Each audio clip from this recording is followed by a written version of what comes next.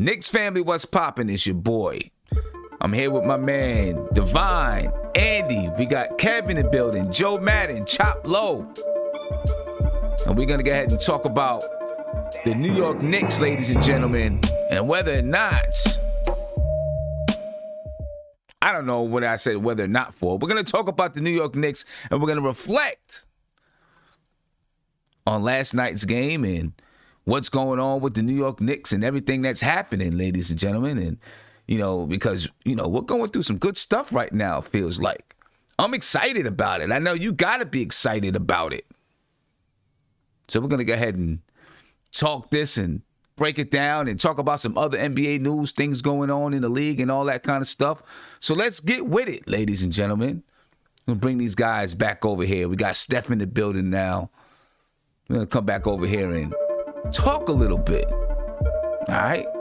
So let's reflect on last night's game. And we'll talk about the Knicks winning 5 of 7 games.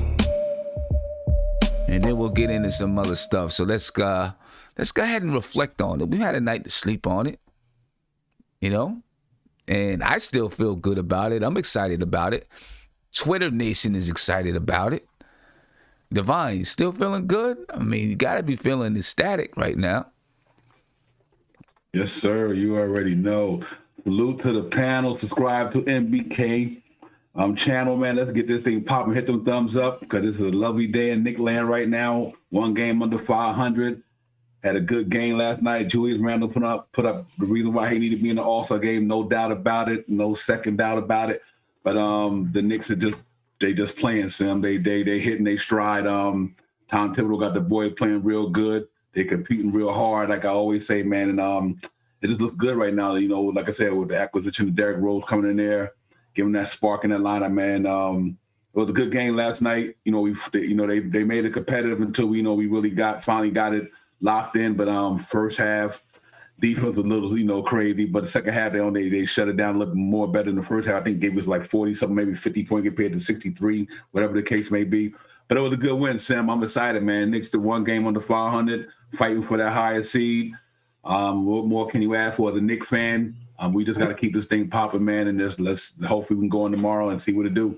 Yeah, no doubt about it. I'm still, I still have, some concerns about this center position, and how we're gonna deal with some of the bigger centers. But I'm not trying to poo-poo on the parade right now, because I'm still feeling good about last night's victory and what we've seen from Julius Randle, and we're gonna get into a little bit about Julius Randle. And just, talk about him a little bit. I got a nice question I want to ask everybody. But, Andy, I don't know if you even got a chance to see the game yet. Yeah, what up? Yeah, I was watching live, actually, because, I'm locked down till Monday, so I'm watching these games live. Good for you. That's right. If I don't have to, wake up at 6 a.m. just to go to work, so I'm watching these games live. What up, Sim? What up to the chat? What up to the panel? Like you said, the game, at least in the first half, I was stressed. And I don't know if I'm getting older and older. I'm just watching these games, and I understand that this team is not going to blow out, teams by 40. So I can wait for the last whistle and, watch the last 2 quarters, being sure that they're going to get a W. Even in the first half, I was seeing just nitpicking stuff, and that I would, change and talk all about in a shoot around. So, I'm basically a picky guy. So, that's why I'm looking for those small things. But, a W is a W. You don't, change the winning lineups and stuff like that. So I'm not going to go, too deep into it. But it was a great game. I'm not going to lie. I love these games that there's, you lose the lead, you get the lead back, you see the resilience of the team. You see that they have that something in them. It's not like the Knicks from a couple of seasons back, that when they lost the lead, it was only downhill from then. So, now they can get back to the game. Still, maybe we don't have that much of firepower that you can, jump out or jump in from a 15, 17 point, deficit, like in one run. Right. But you can do it in 2 smaller runs, 3 runs, and you still be in the game. So that's a thing that I'm encouraged with this team. Yeah, no doubt. Definitely. Kev, coming to you, Kev. You gotta unmute yourself, brother. You're too excited, bro. There you go. Yeah. You know, you know. You can't take shortcuts, Kev. You can't take shortcuts. You gotta stay the path. You know what I'm saying? You can't jump to talking before you unmute yourself. You can't. Right. You gotta stay the path. No shortcuts. The process. Just keep the process in mind. Let me tell you. I'm a child of the 70s, so I'm putting on my Parliament Funkadelic tunes on, partying on the mothership. One nation under a groove. That's all this is. Nobody. I want to know this from the panel. What did you think our record would be up to this point right here? At the beginning of the season. 7? You're saying at the beginning of the season? At the beginning of the season. I had no clue. I thought we would probably be somewhere. I mean, I had no clue, but I thought we would maybe be around 8 wins. Something like that. Something like that. Yeah. Thought maybe we'd be about 8 wins. You know. What about you, Steph? 6 to 8. I was more on the low end. Yeah. Okay, I'm gonna talk to the optimist. What about you, Divine? Check the videotape, so I ain't speaking no non-truth. I knew we was gonna be up here. I told you, Nick. All I'm saying is check the tape, so you know I ain't speaking hyperbole. When the Knicks hired Tom Thibodeau, I was like, it's a wrap. Exactly. And check the tape. What about you, Joe? Anywhere between 5 and 7. I looked at the roster and now I'm thinking, I'm like, this roster is not as bad as we seem. I think with Fizdale, we underachieved. That's how I'm looking at it, because as soon as you got a competent coach in here, the team's flying up. I just think we underachieved last year. Okay. And we added some better pieces, but 5 or 6. Looking at the roster, I didn't think Quickly was going to break out. I didn't think we were going to get Derrick Rose. I didn't think Randle. I knew Randle might get better, but I didn't think he'd get this much better. So you didn't think Randle was going to get better. You wanted Randle gone. Don't even do it. Don't even do it. Don't even do it, Joe. You wanted Randle out of here. You couldn't wait for Randle to be gone. Don't even do it. Look, I said it a month ago. I was like, once we got to like 20 to 25 games, I was like, all right, Randle's for real, because people were jumping. Oh, Randle's going to be an all-star after 2-3 games. I was like, all right, give me a 20, 25 game sample, and now I'm bought in, and he should be an all-star. Okay. No, I'm not talking about now. I'm talking about before the season started. You wanted him gone. I wanted him gone, but so did.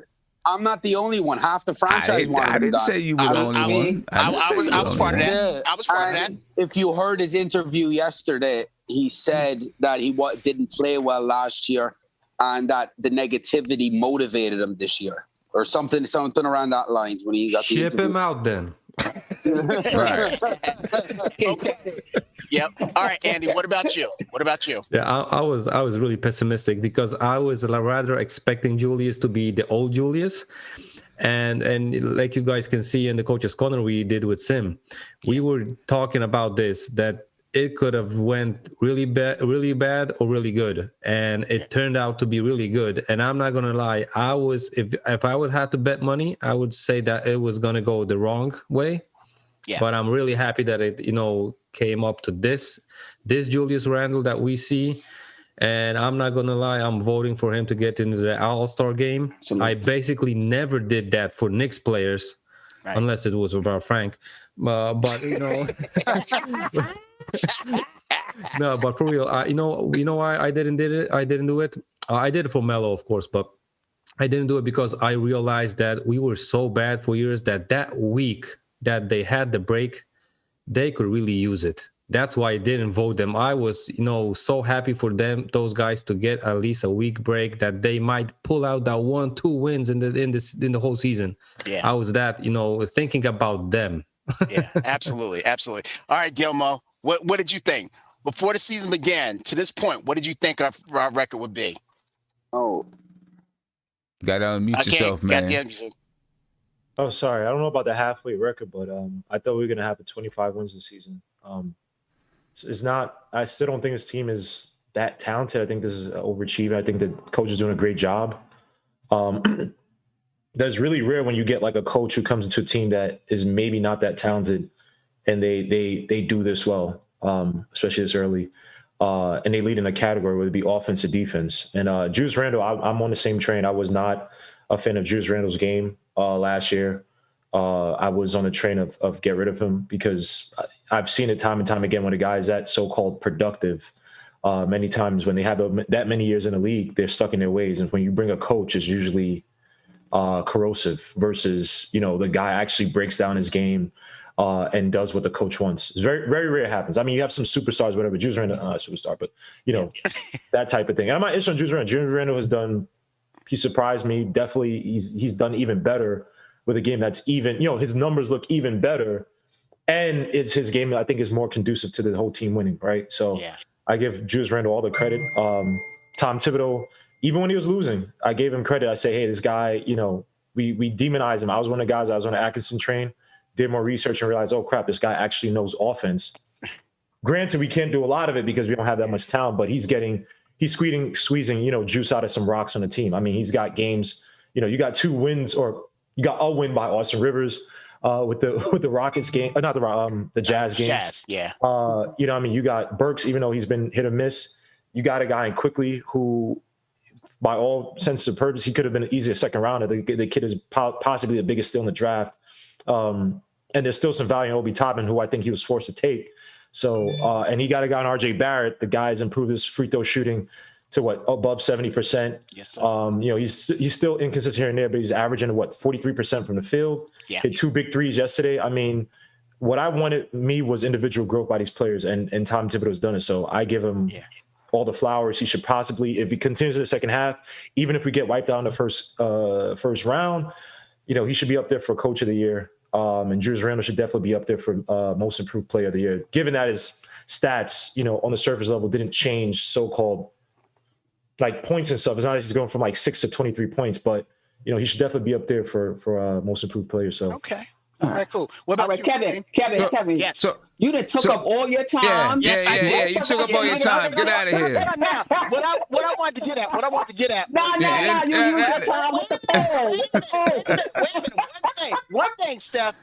Coaching is everything. That's what I guess that's what the main thing was. Once I knew that we got that we got Tibbs, I knew that we was going to, excel. I didn't know how high we're going to excel, and like I said, we're just coming up to the halfway part.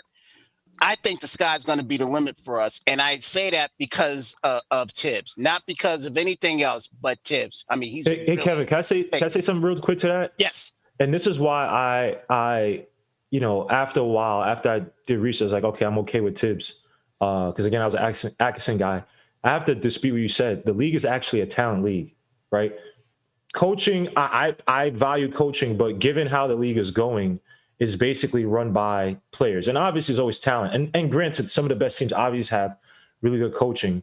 But let's be honest. I mean, it's a rarity. It's uncommon that a coach is now even allowed to come in. They give him the time and the space and the leeway to actually coach up, right?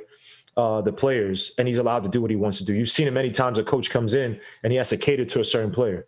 The coach comes in and him and the GM aren't on the same plane. That's why like the Heat are such an anomaly, because everybody's is like they're on one plane of thinking, right? That's not common in the NBA. So Tom Thibodeau, and even with Tom Thibodeau, look who he has behind him. I actually think this is my conspiracy. I think Tom Thibodeau was almost put as like somewhat of a fall guy for Leon Rose, because you needed some credibility to say, hey, I'm Leon Rose, I'm an agent, you know what I mean, with the players per se, right? So to get a guy like Tom Thibodeau, everyone else, because they couldn't come in with Johnny Bryant and Kenny Payne, who I think those are the guys that are going to be next up. And they're like, all right, let's see what Tom Thibodeau could do. If he falters, if he does, if he kind of, we can move on to the guys that we want. We can say, all right, we're transitioning to the guguys we truly want, which are Kenny Payne or Johnny Bryant, Kenny Payne, who I think are next up. See, I kind of disagree with that, because I think, Tom Thibodeau and Leon Rose are like buddies. You know what I'm saying? They are like buddies. What does that mean? You know what I'm saying? So why If would they I were mean? buddies, why wasn't Tom Thibodeau basically able to bring all his guys through? Why does he was put with Kenny I mean, Payne you're still running. I mean, who knows if Tom Thibodeau and Leon Rose didn't have a discussion about certain people that they'd like to have on the staff. I believe that them two guys are buddies. They're both with CAA. They've known each other for years. What does that mean? Why I'm telling you. Why would Leon Rose, a guy that he's been connected with for years, and Tom Thibodeau, right? And I'm talking about like a connection, set him up to be the fall guy. Let me not say. I just don't get that. Come on, man. Yeah. Go ahead, Steph. Go ahead, Steph. I think it's just what me and Kareem left, maybe. What was I going to see? Now I done forgot my whole point. No. Sam, Devon, Andy, Joe, Kevin, Guillermo. I hope I said that correctly. And Kareem, I appreciate y'all. I appreciate this show. Is always good. You're having a hard day at work and you get that notification, like, oh, I think I'm gonna be able to make that. So I appreciate all of you. The Knicks are in a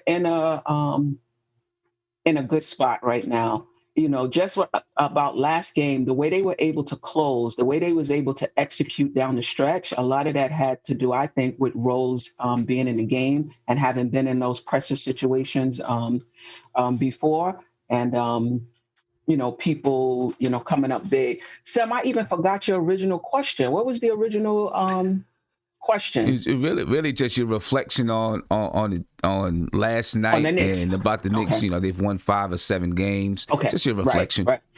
Yeah, I mean, I think that we're getting the most we can out of this roster.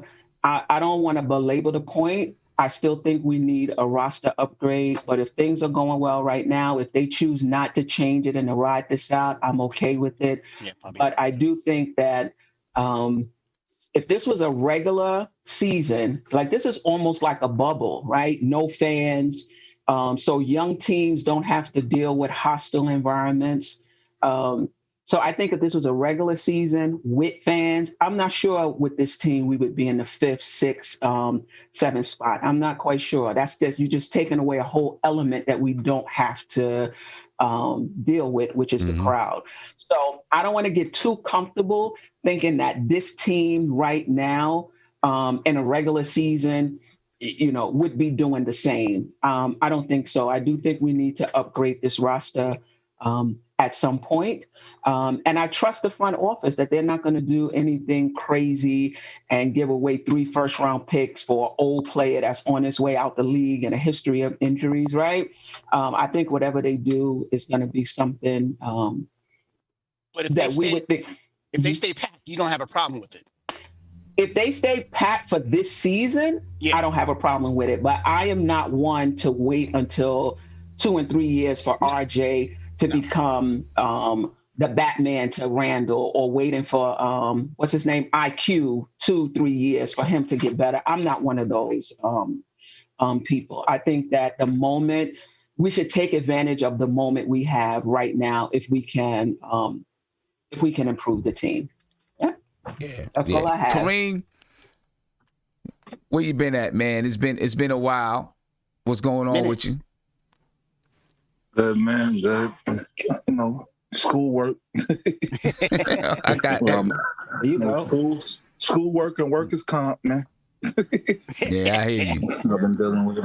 So how you feeling, man? Reflection on last night. How you feeling? Man, I think my neighbors called the cops on me, man. I was in here so hyped.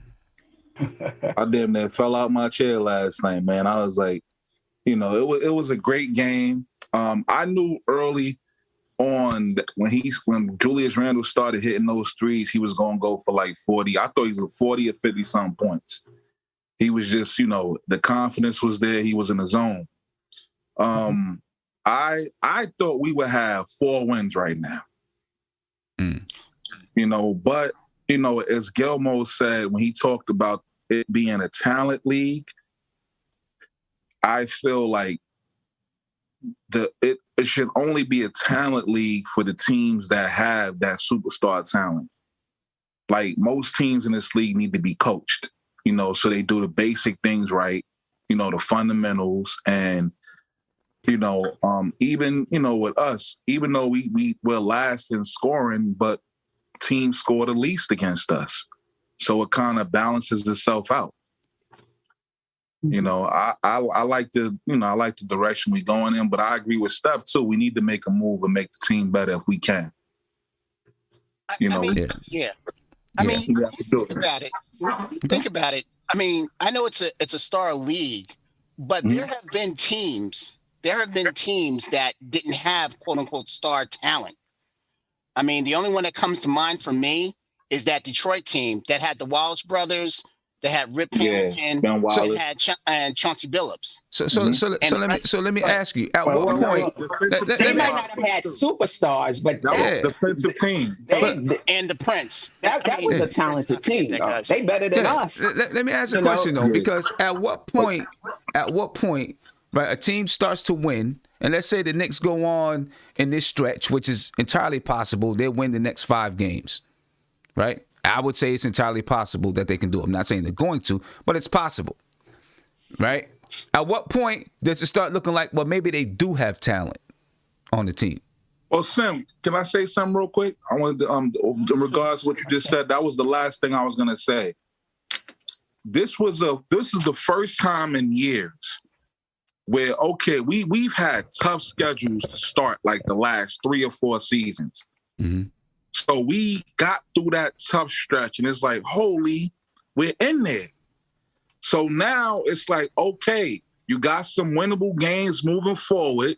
Now you can capitalize on that because you came out of that stretch unscathed. We really didn't take too many shots, So now it's like, okay, we managed that well. Now it's like, whew. Right. You in a good position. Right. And what if they come out of it, they're 14 and 15 now, they win the next 5 games. At some point you got to say, well, maybe they do have talent, and Tom Thibodeau was able to use that talent and put it in a good position. We'll see where it falls. Yeah, man. Talking you saw about the tweet those, I sent you, right, Sim? Talking about those next 5 games. 1 second, Kev, because I didn't see it. Yeah. Talking about those next 5 games, the Knicks versus Spurs is postponed.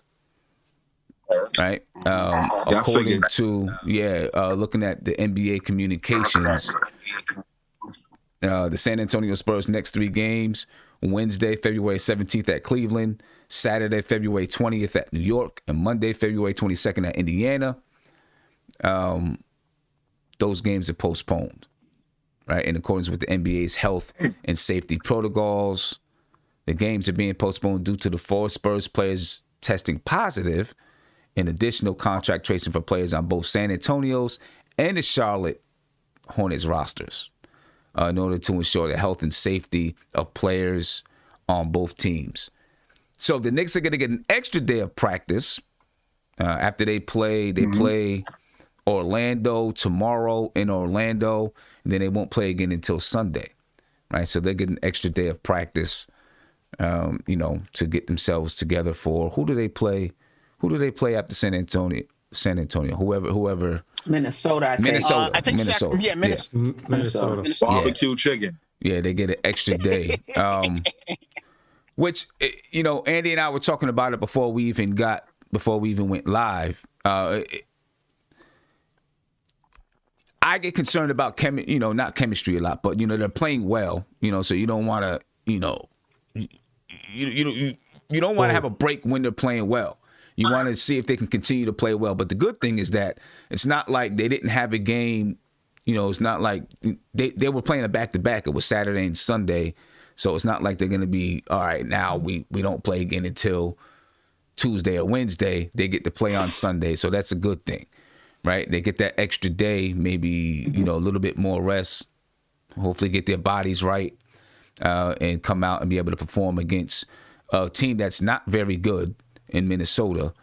So if they can get this win versus Orlando tomorrow, bring it to 500, and then You know, the schedule is very, very favorable for them because San Antonio was one of the teams in this upcoming stretch that, you know, would challenge them. I'm not saying that the Knicks couldn't beat them, but, you know, one of the better teams during this stretch.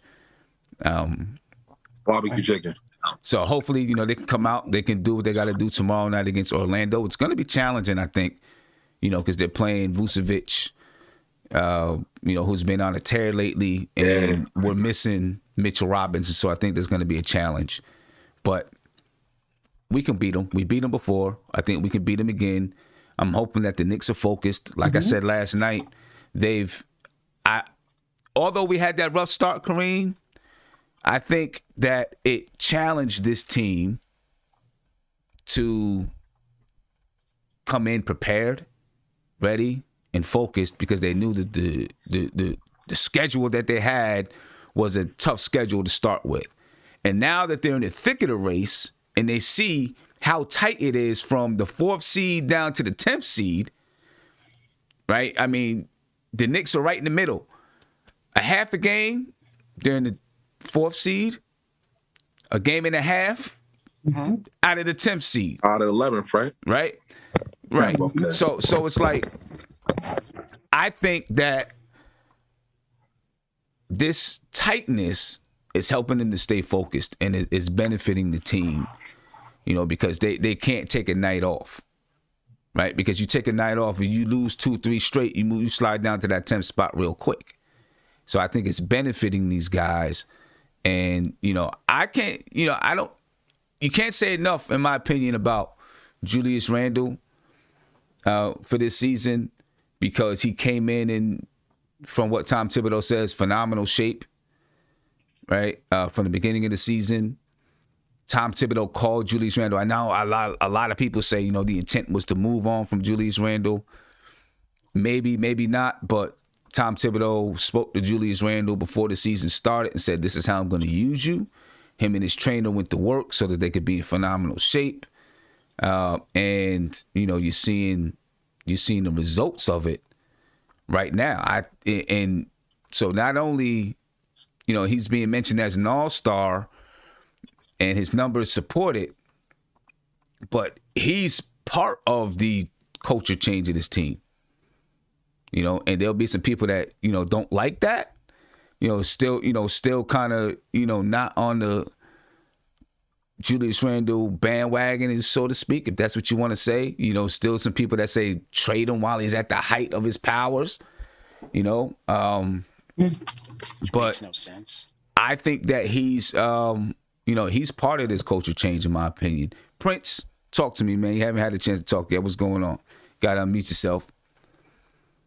Hey, man, shout out to chat, you know, shout out to panel, man, all of the day ones up here. You know what it is. I see my boy Cornerstone. Punch that, you know, like button for the Pod Father, man. Like I always say, you know, that's my calling card for the OG. So again, man, you know, this man, he gives us his time. You know, the least we could do is pay him his respects with them pounds. Amen. Pound that like that. But, you know, where were you at, Sam? My bad. I was just trying to get your thoughts on what I just said about Randle. You know, and him, Julius. and not only being an all-star, but actually being a part of this culture change from the beginning of this season. Man, well, you know, I mean, that's one thing, and you know, you really got to give him even more respect, because as humble and as man, just a professional. You know, like what other word, like Tom Thibodeau, you know, explains about him early, is just Julius being a professional. You know, you got to give him his respect. When we trash the guy, I heard, you know, OG Uncle Freezy talk about it earlier. You know, like he said, you know, they booed that man in front of his kids. You know, that, you know, for him to stand up and, you know, try to do what he's done for New York, you know, you got to give him his roses. You know, that's why, you know, like we had, you know, kind of hinted at it and discussed, you know, him getting his extension and getting that bag. I think Julius definitely deserves, you know, everything he's going to get. If it's not at the end of this season or at the end of next season, whenever they're extending, you know, he definitely deserves to be a part of what we got going on around here. And the fact that he's standing up bigger than anything through and through when we need him. You know what I'm saying? It isn't like, oh, okay, he faded out and we haven't seen him again. Last night was that playoff game, even though lately he kind of haven't been super Julius as of the first couple games when we seen a couple triple doubles and we seen him flirting with a triple double almost every game. Now you see everything kind of more balanced out. You see he's more consistent, more efficient. He's understanding the players. The rotations are starting to round out. So he knows the guys that he can depend on. So Julius, man, he deserves it. Whatever it is. If it's MVP, if it's an extension, he deserves it all. Because again, when nobody wanted to be a Knick, Julius came here. He didn't take no crazy bag. He didn't wow us with a whole bunch of words. He's doing it out there on the court, and I'm gonna continue to support him. All right, yeah. Devon, I'm gonna ask you a question. I'm gonna come to Devon and then Steph, and I'll come around and get some other people to jump in there. Just real quick, tell me in 20 to 30 seconds, yes or no, and why. Do you think Julius Randle is a Knicks franchise player? Or can develop to be? Oh, absolutely, no question. No. I think he can because of the way he came through the league. He made a step every year. Every year, his career, he got better and better. Now he around a coach and an organization and a coaching staff who's teaching him the true nuances of basketball. Because when he was in LA, he was broke his leg in his first year, but he 5 years into the league, 6 years, and he done developed every year. Julius Randle got better. Now he was structuring an organization. Absolutely, I could see Julius Randle because he has a work ethic that like he said, what was that quote he had like that was so supreme? I like what you said last night that was a quote he made pertaining to that. But anyway, yeah, absolutely, Julius Randle could be a franchise player because he's the type of guy that wanted. He won. Hard work's always undefeated. Exactly, and that's what he do. Julius Randle puts in work real hard, and I think he definitely could be a Knicks franchise player. No doubt about it. No doubt about it. Steph, I agree with Devon. Part of being a franchise player is your game, but it's also your mentality, and you could just see his approach to the game has changed in that first quarter. He was serious. He was talking to somebody in that first quarter. I don't know what he was saying to them, but he was serious. Like, we on a roll and we need to keep this up and everybody needs to be focused for this game. So I definitely believe that. And I feel like for the first time in a long time, the Knicks got one. I mean, we just been such bad luck, you know what I mean? And we finally traded for somebody who we thought was ascending. Last year was a mess for everybody, so we weren't quite sure. But we can see right now this guy is ascending. And I think right now he is our franchise player. Now, depending on who else, we bring in, if we bring in somebody better than him, like Kawhi or something, maybe it changes. But right now he is. Okay. Andy, what do you think? The same question, right? I was thinking I'm going to get another one. No, yeah. I want to know. I want to know what a few people think.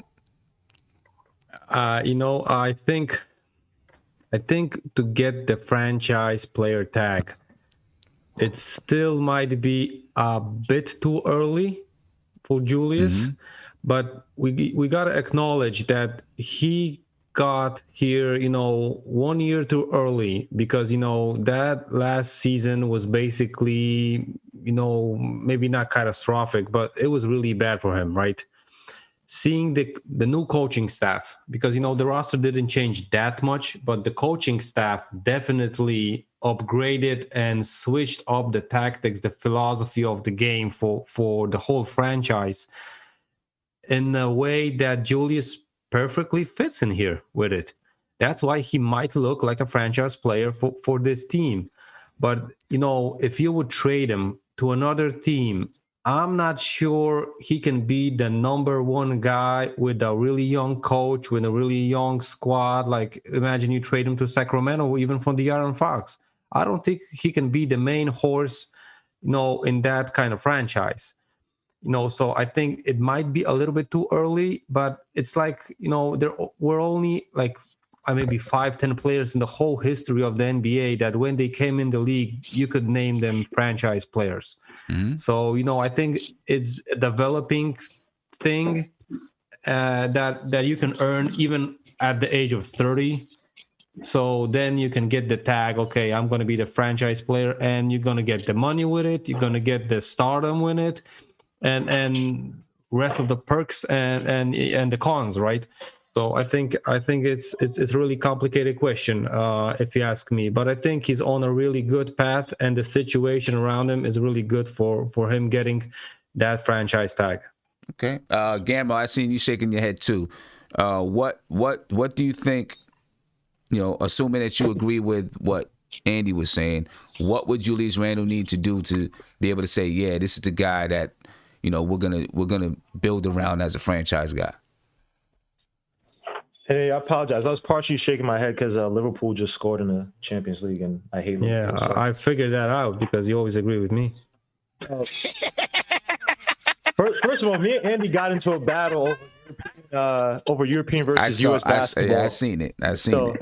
Yeah. So, no, Andy makes perfect sense. First and foremost, there's always a cynical in me.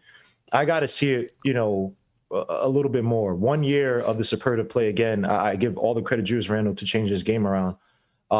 But again, he has a contract up in a year or so. Assuming they pick up the option, right? And the cynicism in me, man. I've seen the Tim Thomases before. I've seen the contract year guys put it on to get that contract. Again, I'm not saying it's Julius Randle, but I got to see a lot more from him. And also another thing to consider: when you get more talent around him, will he go back to?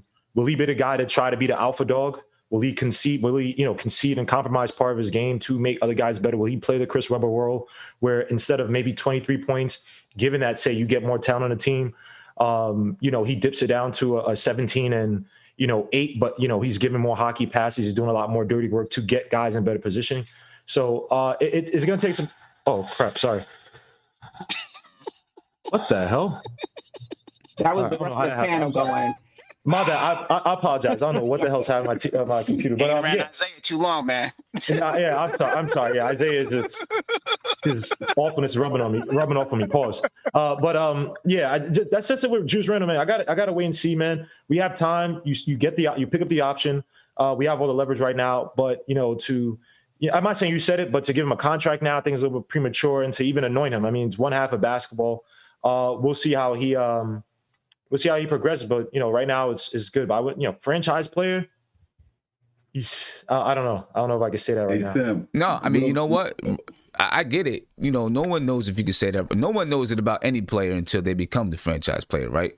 Any player comes into the league and they play, and only a few guys have come in, and you just knew right away that they was the franchise guy.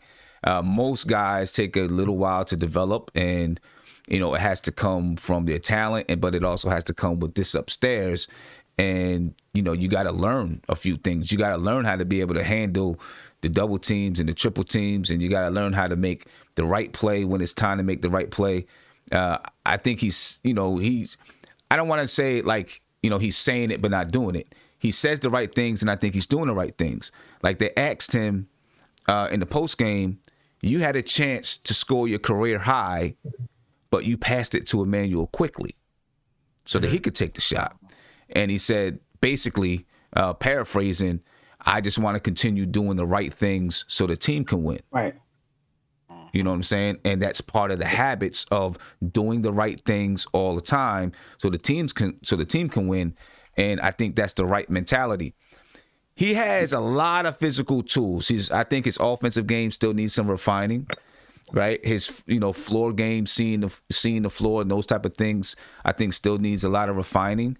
But he's doing a lot, and he's taking a lot of steps towards it. And if he can become a little more prolific as a scorer, I think you can start to put him in that type of conversation. And the way that his mid-range shot has developed this year has been magnificent. A lot of people talk about the three-point shooting. That's great. But that mid-range game that you seen him trying to shoot last year, but it wasn't really there, has really taken off this season, I think. And every time he sweeps through and then he can hang a little bit, get the foul, knock it down. He's got a nice, sweet fallback jump shot that he's really been successful with. We'll see if he can continue to do that and continue to ascend, He's also a smarter player. I mean, granted, I think that's because of the coaching. You see him when he draws fouls. I believe his free throw draw rate is actually higher this year than last year. But whenever and I think it's a Tom Thibodeau thing where it's like if you have any defender keeping their hand out there, make sure to draw that contact. And you've seen it where people get overzealous when the shot clock is winding down. He has a ball in his hands and he'll draw that foul. I've seen Quickly do it. But again, Randle is a guy that I got to give it to him. He's taking to coaching. Even yesterday, you saw with Derrick Rose talking to him. He took to it. So I give him all the credit in the world for changing his game. Yeah. I don't think do you think he's changed his game, or he's just more efficient? No, he's changed. Well, he's definitely changed his game. Yeah. If you look at his assists, his potential assists, secondary assists, they're all up drastically. But you know what though? I'm going to tell you the truth. Last year, and I said this in the coach's corner before the season even started. Last season, he created so many wide open 3-point shots for other people, and they missed them. They missed it. Where he averaged 3 assists, he could have been averaging 5 or 6 assists last year, in my opinion, because he attracted so much attention, and when he did kick it out, I'm talking wide open shots.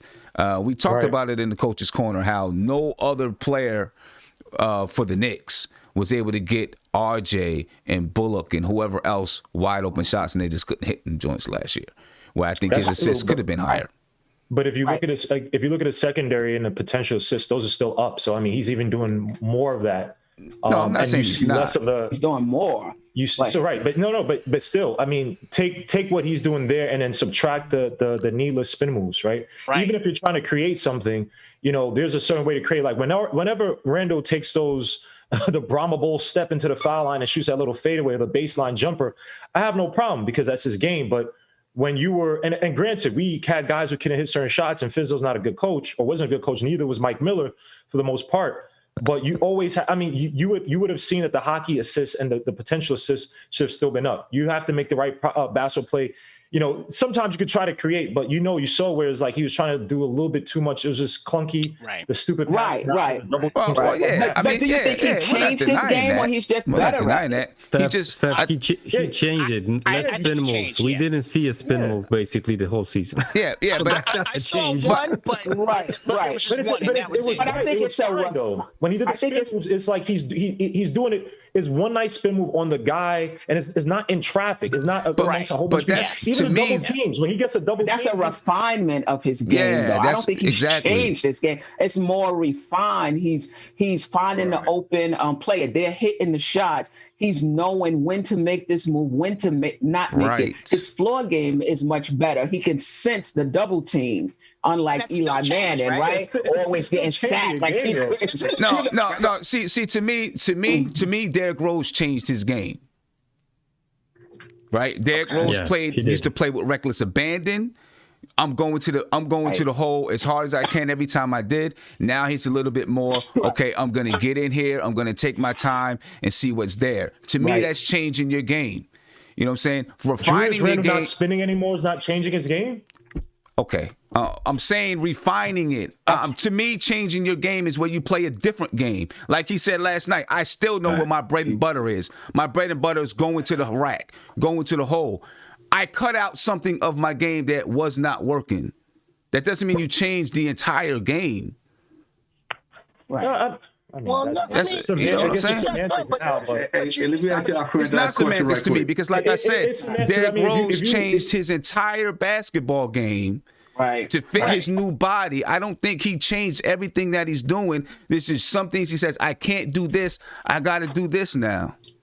You know what I'm saying? I'm not going to pass it here. I'm going to pass it here. I still see him doing a spin move. He just knows when to do it. Right. But he didn't stop doing it altogether. I just know when to make the spin and which way to spin. He approved. I just think there's a improved today. difference between refining something and changing something. Right. If I Julius think Randle there's wasn't having the year if he wasn't having the year he having right now, how would we look at the Knicks franchise right now? If he wasn't having the year he having right now, how would we talk about the Knicks franchise right now? Oh, we'd probably be in the dumpster. That's why he's a franchise player. Probably. Right there. Because if Julius Randle wasn't having the year he was having, we would be dogging. No, the Knicks need to get sorry. That boy putting the Knicks on his back. Right. And Whole season. That's not to piggyback off of what you're saying, Divine, and he is the opposing team's main target every game, and he's still getting it done for us on a consistent basis. He was that last year. Yeah. And another reason why I think he's on his way to being that franchise player, your players have got to respect you. Mm-hmm. And you saw last night after the game how he was going to be interviewed by Rebecca Harlow. Everybody came to his to that, came to him, to celebrate with him. Yeah, I think Julius Randle for the last 3 years, he's been putting up 20 something for the last 3 years. His game since year 1, 2, 11, 13, 16, 21, 22, 23. He's ascending, and he's growing as a man, and that's why. And you, like I said, I believe he's a franchise player because he plays like one. And again, if you have the respect for your if you have the respect for your players, that goes a long way. That goes a really long way. That boy up. But your most productive player doesn't necessarily mean you're a franchise. Like it's like the whole superstar argument. You can have a player who's uber productive in different ways, and they're not necessarily a franchise player. It could be a foundational piece. I agree with that. I agree with that. Let me ask you this. And this is half. Let him finish. Let him finish. And real quick, this is half of a season. Like, we gotta chill out. Like, we go through these weird highs and lows. And again, I'm giving all the credit in the world. Actually, really, the star of this team is Tom Thibodeau. But again, with Julius Randle, I'm just saying, like, let's be, because go ahead. Yeah, but see, the thing that if he was drafted here, and he was drafted at 22, 23 years old, right? Say, he went through college, and he put up the numbers that he was putting up at that age. People would have looked and said, this guy could be your franchise guy. And then he continued to. He's doing that in what, his second year in the league? No, I'm saying the numbers that he put up in his while he was 22 and 23. I'm saying the actual stats that he put up.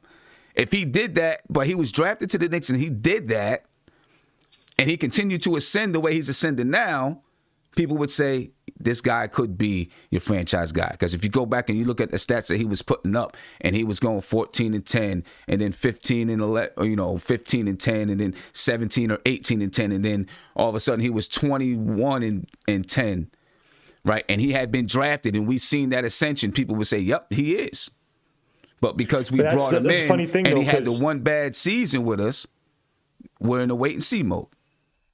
Now, this is the question, though, because it's kind of hard, because obviously this guy was coming over, right? But then why is it that, and again, he left 2 times, right? But do you think that other teams did not see him as that? Like, we talking about if he got drafted here, but other teams per se didn't see him as that. And granted, one team, obviously the Lakers, the whole LeBron James going to Hollywood thing was going to happen. But if you have a franchise player, you try to, and you don't have to trade him, right? Some guy's coming over a free agent. You would try to keep that so-called franchise player, right? Like, if you could get if you could have got a top shooting guard, you want to pair him with Patrick Ewing, right? So I'm just saying, like I think that got something to do with Zion Williamson, though. They knew who they franchise player. They was like, Julius Randle, we're not going to sign him. No. I'm talking about the Lakers. The Lakers. Like, when he was on the Lakers, and he left on his own, but that was because LeBron was coming, right? But you would think that the Lakers would try to make a more concerted effort to keep him, or say, "Yo, we're going to find a way for you guys to play together because you are our franchise player. We do not want you to leave." Wait, he got traded, didn't he? No, he left the Lakers. Randle left. But once LeBron came in, you knew he was going to be the franchise player. It was nothing they could say to him to convince him that he would be the franchise player. But go ahead, Sam. Right, if you have a franchise player, don't you try to keep that guy? Like, if you see it, if you're saying, like, what if you bringing in LeBron? And maybe at that time, he might not have been a franchise player, though. At that time, he was a young dude. That's the whole point. That goes to what Sim is saying. Sim is saying that if he had the same production here, right, if he was on the same team right now, we would see him, or he's alluding to that, we would see him as a franchise player. What I'm saying is that, okay, well, he was having that production mostly on the Lakers. He played 1 year with the Pelicans. I'm just asking why other people did not see that franchise. Like how you're saying that we might or we should possibly. But with the Lakers, the only thing is with the Lakers, I mean, they got rid of Brandon Ingram too, right? Who was proving that he is. I mean, you see what Brandon Ingram is. So like, you know, with them, who knows? Because they were on something totally different. You know, and you know, today's a different time. These guys are coming in younger. You know, we talked about this a lot. Coming in younger with you know, different skill sets and different coaching. You know, 1 year high school, this, that, and the third, and you know, everyone's not going to come in like LeBron. You knew as soon as he came in what he was going to be. You know, most 99% of the players not LeBron, and it takes him a little while to get it. We'll see where it goes with him, man. You know, the only thing that we do know is that the Knicks need to pick up his option and then I guess make a decision after next season if they're going to extend him. I feel like they're probably going to, but I think they should pick up his option first. They should just pick up his option. Give him the money. I think they should just pick up his option for next year, see how they build the team, and then go from there. You know what I'm saying? Because it has to be, because even if you have a franchise guy, you still got to have players. You know what I'm saying? Andy? Oh, absolutely. Yeah, just to finish up on this franchise thing, because we have probably many topics to, you know, talk about. Just a question. To be a franchise player, don't you have to be first a cornerstone player? I didn't hear ever Kevin say he's a cornerstone player even for the Knicks. No. he wasn't, because cornerstone. You know what? I'm gonna get a plane. I'm gonna get a plane ticket to Poland, man. I'm coming after you. I'm gonna get a plane. In the summer, Kev was done with Julius Randle. He didn't want anything to do with Julius Randle. Absolutely, I've said that. And he was throwing around the cornerstone tag, whatever. I said that 110%. I mean, he gave now, my thinking. I've done some rethinking. But Kev, you gave the cornerstone tag to Michael Kidd-Gilchrist. I did not. See, now you're pounding. Defensive cornerstone, yeah, you did. Defensive cornerstone. I can't believe you coming on that, man. I can't believe y'all, man. Can I ask a question real quick? Are there any examples of this happening where, like, recent examples? I'm not saying it. I'm just trying to think of some. Where somebody has moved from team to team to team. Kawhi. But Kawhi was a franchise player with the Spurs. It's just he didn't want to be. Yeah, and I mean, that's he why didn't start off as a franchise player. No. But I'm saying that. Okay, I'm saying for this, like they like their third team or whatever, like their whatever team. Then it was like, oh crap, they're turning into that. Versus you couldn't really see it before. I'm looking at Julius. If a player fits with the team, you know. You know what? Look at his career stats. In the first year, he broke his leg, played one game. He only played with the Lakers 3 years. He broke his leg in his rookie year. He came back out, went from this level to that level. He ain't like he been from team to team. Only been from the Lakers to the Pelicans with that 1 year, and they came here, something like that. But it ain't like he been bounced around. I think you over exaggerating that. I think that he had a better opportunity. I'm quite sure they would have signed him over there, but he said, "No, I'm gonna go to New York and yeah, but that's the difference between that's the difference between you being valuable and someone signing you as a franchise or keep you as a franchise player. That's the thing I'm saying. Is like I'm not saying he wasn't productive. He did show progress, but I'm just saying it's like. But my question is now though. But my question is, did the Lakers tell him that we're not going to sign you, or did he decide there's not enough room for me here? I'm going to go to the Pelicans. And maybe at the time when we signed him, maybe Mills and Perry told him probably that we see you being part of our future, big time. Right. And now we're really seeing what, you know. Well, I mean, but to the question, I don't know what happened with the Lakers. If he decided there's not enough room here for me, I want to go because I want to try to get more of a spot, or what. But I mean, listen, he's continued to ascend for years, and you know you can't. He's having his best year as a pro. Yeah. So let me get to this phone call. Let me get to a phone call. I'll come back to you, Kareem. Caller, you live. What's poppin'? No problem. Salute to the chat. Salute to the panel. Salute to you, man. I appreciate you taking the time to do this. I really love the show, man. Darius Dior here. First of all, I just want to say, man, I'm so excited to just see where we at right now, right? Just from Linsanity to right now. I'm just glad that we are actually functioning as an organization, right? And so when it comes to this franchise player thing with Julius Randle, the answer is no, he's not a franchise player. But we got to pay him. Like, we just have to pay him his money and give him his roses because we flamed him all last year. Everybody that's on this panel right now that's even doubting the fact that he might be a friend. Now, even if he's not, we just need to pay him because of what he's doing right now and the value that he's adding. I'm more excited about seeing Julius Randle than I was seeing Kristaps Porzingis out there. Like, we just need to pay him, and we really owe this dude an apology. Like, let's just apologize for the way that we flamed him. Now, it probably motivated him to come out and play better, right? But we gave up on this kid, man. Flat out. Just gave up on him. And now he's showing up and he's saying, I took it as fuel. I took it as motivation. Let's just be glad right now. Like, more than anything, let's just be glad that he's out there actually producing. And for those of us that flamed him and was writing him off, like, it's one thing to be mad if he ain't play well. But it's a whole nother thing to just flame his whole game. Like, we got to get out of here. We got to get rid of him. We just don't want this guy. Like, we was wrong, bro. We was wrong. Now, I wasn't one of the ones that was flaming him because I had faith in him and I knew that he was a talented kid. And I know he's not a franchise player. He's really not somebody you put a franchise tag on. But you pay him and you motivate him. Right? And then he might get there. He might develop to that. But right now he's a core piece, man. So you pay him. So get me right. You pay him as if he's a franchise player. You pay him. We gave Stat $500 million. Well, what did we give him? How much money did we give Stoudemire? We gave him like something crazy, and he broke his back, and we never saw him again. Right. Now I hear that. But like, I mean, so. Like, So you're saying he's 26 years old. Right. Let's pay him. Let's get his money right, and then we're gonna get the production because he's been here. He's been through the Bulls. He's having a successful season. If anybody needs to get paid, it needs to be him. Okay. Flat out. Let's max him. But all right. I mean, normally you max your franchise players. Right. You know what I'm saying is the answer to the question is no. Right? He's not a franchise player. He's not that. Now.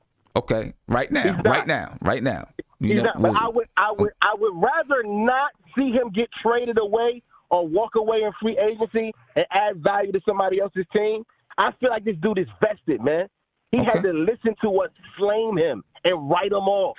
Right. Nah, I hear you. And it's just because he just had this game where he gave us a 40 ball with 7 threes. Now we're talking about the franchise player. What happened to the guy we wrote off?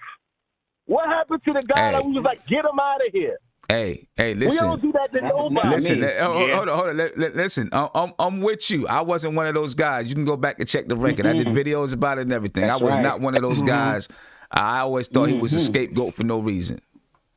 I'm just saying, for no reason. Yeah, good reason. But good reason, right? People were saying things like, "Oh, he's spinning it." He's just trying to play. Exactly. Nothing changed. Roster didn't change. Only thing that changed was his coaching staff. And somebody said it earlier. Tom Thibodeau did this, right? But this is the same kid, that went through a whole season. We always get back 9 injured players. We always do this. And we finally got one. Somebody that can put the numbers up. Let's pay him. I feel you. All right. Hey, I appreciate the call, man. Why are we paying him now? I appreciate the call. Why are we paying him now? Why are we paying him now? I don't know if he's saying paying him now. I'm talking about when I think he's saying when the time is right. When the time is right to pay him. After. You want him to get the free agency. Right. He said, I don't want him to get the free agency. I mean, the Knicks can. I don't either. The Knicks can. They can do whatever, and then they can extend him next year. You know what I'm saying? They can opt to take his contract and then next year extend him before he gets to free agency. You know, let me get to another Shout phone out call. to Julius Randle calling in for him on his behalf. Right. You know what I'm saying? And now we got to give him a minute. Calling you live. What's But Sim, poppin'? Hey, how Yeah. you doing? This is my name is Frank. I'm in LA. Hey, what's going on, I've been Frank? a long time Knicks fan. Appreciate it. I appreciate it. I'm from Jersey. I'm in my 50s. I follow the Knicks religiously. I'm gonna Nice. tell you, I agree with the last caller. Randle is not a franchise player. However, we do have to pay him, and we need to pair him with another person. I was one of those last year who was bashing Randle. I bashed him last year. I was ready to run him out of town. But it wasn't all his fault. We had bad coaching. We had Fizdale. We had Fisher. We had Miller. Miller did a little better. We had a 21 win. But I think that what that Tibbs got right now, the coaching staff that he has with him, the trust that Randle has in the coaching staff, we got an all-star. We got to feed him. Now, is he a franchise player? No. But we can get one. We got the money. We got the draft pick. So let's go out and supplement him with somebody else and make him the cornerstone. Thank you. So before you get off, let me ask you, what's your definition of a franchise player? My definition, like the other guy, a franchise player would be somebody like a Kawhi, somebody like a James. Those are franchise players, right? But even Kawhi has somebody else. Even James out here has Davis. I mean, one man is not going to be a champion. Yeah, of course. This is Yeah. sport. Okay. What was This is sport. And so if this man is doing 20 and 10, which the Knicks haven't had, and when we did have Porzingis, he stayed hurt. Like we got Frank, and he's hurt. Randle's durable. Randle's playing every night. Yeah, that spin move, I hate it. But now, when he's spinning, he knows where people are going to be. And so when he passes the ball, he gets it to him, and they're making the shot. Remember, he was spinning last year, and he didn't know where nobody was at. He was just straight going for his. But now he's not. He knows where people are going to be when he makes that spin move. So that's why he's playing better. That's why his assists is up. And that coaching, that's why he's scoring more. They're spreading the floor. So you got to give him his due. We haven't had a guy like this in who knows how long. You've got to give that man his due. He needs to get paid and pair him with somebody else. That's why it was a good move for us to get Derrick Rose. He penetrates, he motivates, and he's improving the team. We're on our way. Now, I think we really need a stretch five. That's what I think we really need. We need somebody in the middle that can score. Just rebounding and defense is not enough. We need somebody that can score. So maybe if we just rent Drummond for the rest of the year, Drummond is scoring 17 and 11. That ups our points for the game, each game. We need that extra score. So, yeah, you can bash on Randle all you want, but he's giving us everything he got, and we need to pair him with somebody else, and we on our way. I truly believe that. Okay. All right. Appreciate you, man. Thank you for the call. I want to ask a question. Real quick. I'm going to name 4 players. Tell me, are they franchise players? The Joker, is he a franchise player? Yeah. Yes. Okay. The Greek Freak, is he a franchise player? Yes. Okay. Yes. Sabonis, is he a franchise player? I don't think so. No. Okay. The guy from Boston, Tatum. Yes. Okay. What Randle could do just as good as those guys right there. No, he can't. Yes, he can. You want me to explain to you? Maybe not the Joker. Maybe not the Joker. I'll break down all 3 of them, maybe even all 4 of them. Tatum is a dominant two-way player. Literally might be. But you don't have to be a two-way player to be a franchise player, though. Real quick. Tatum is literally a dominant two-way player who's been doing it for several years. Been showing ascension for several years. Probably more ascension. I'm not itching on Randle's progress more than Randle. Jokic is literally the best center in the league. Unless you want to say AD, if you want to put him in that category, fair enough, right? Jokic is literally that dominant. Granted, he does have player on his teams, but he is that dominant and at times unstoppable offensively. And who's the other guy you named? Giannis. One year, the year Giannis won an MVP, he was number 1 in defensive win shares, number 3 in offensive win shares. Uber dominant. You're naming dominant players. Randle has been has been playing this way and has been this productive for literally and at this level right now for almost half a season versus guys who literally had a several 2, 3 year, 4 year track record of doing this. Well, Sam. Well, you know, some of those guys too also benefited from having way better teams that. Right. I mean, Jason Tatum came into a team that was already good. I don't think Tatum is dominant either. I mean, I love Jason Tatum. He came into, you can't deny that he came into a team that's already good. So it's not like you're saying he made this team good. They were already very, very good. Yeah, but they weren't still good largely because of his dominant play. I'll give you one more. I'm not saying that he's. Hold up. I'm not saying that they're not. What I'm saying is that he came into a team that was already good. And if he went to a team that wasn't good and was putting up the same stats, people would say maybe he's not. Right. He's putting up empty stats. Forget about that. The impact he has now, they're this way when he's healthy. I mean, he was out when we played him. But you're not understanding what I'm saying. You're not understanding what I'm saying. You don't think he would be playing this well? We're projecting of like if he went here. No, let's talk about what he's doing. You're not understanding what I'm saying. You're not clearly not understanding what I'm saying. Go ahead, Andy. Apples and oranges. Go ahead, Andy. It's not apples and oranges. He's literally You're trying to compare Tatum, who's dominant on a very good team, to Randle, who's dominant on another team, and to say Randle is not good because he's not on a good team.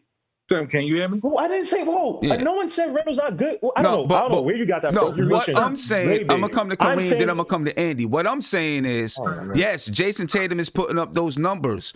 He came into a team that was already good, so it's not like he made them good. Did he make them better? Yes, he did. But if he went to a team that wasn't as good, he would have put up the same numbers. And guaranteed, just like every player in the NBA, when somebody is on a bad team and puts up numbers, they say, yeah, but this empty stats, he doesn't impact winning. Go ahead, Kareem. Tatum is a... Whoa. Yeah. Go ahead, Kareem. You're projecting. How can you say that Tatum, who's an elite two-way player, if he went to any other team, you have no idea. If he could have gone to another team that's not as good as the Celtics, and that team could easily be a playoff team. We have no idea. He's a dominant two. If you say about his offense or just one end, you think he's dominant defensively? He's a quasi-dominant two-way player. We have no idea. Jason Tatum's one of the best players in the league. Like, how are we saying that if he went to I'm not saying he's not one of the best teams in the league. I'm not saying he's not one of the best teams in the league at all. Go ahead, Kareem. But here's my analysis on Julius Randle, right? I feel like one of the reasons he's playing well, I don't think he was ever in tip-top shape to do what he wanted to do on the court. Now he's in that shape, he can do it. Second thing, too, if he continues shooting well the way he's been shooting the last 5 to 6 games, that's going to open up other facets of his game. It'll make it easier for him to take people off the dribble and drive to the hole. You know, it's going to open up so much more of his game. But here's the question I got to ask. Who's a better 4 in the Eastern Conference than Randle right now? Who's a better power forward?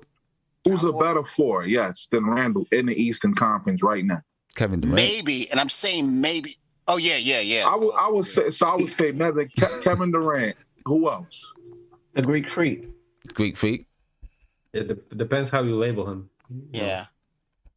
Okay, I think Sabonis, maybe Sabonis. Sabonis, no. Sabonis, no. Okay, so just those. So he would be easily top 5. Julius, that's the point I was making. He would be easily top 5. Yeah. And my thing is, and I know a lot of people say like, I was kind of waiting. I know we've been banging this franchise topic. Sim, you done created a wildfire. Yeah. We gonna move on after this call. I want to throw my 2 cents in.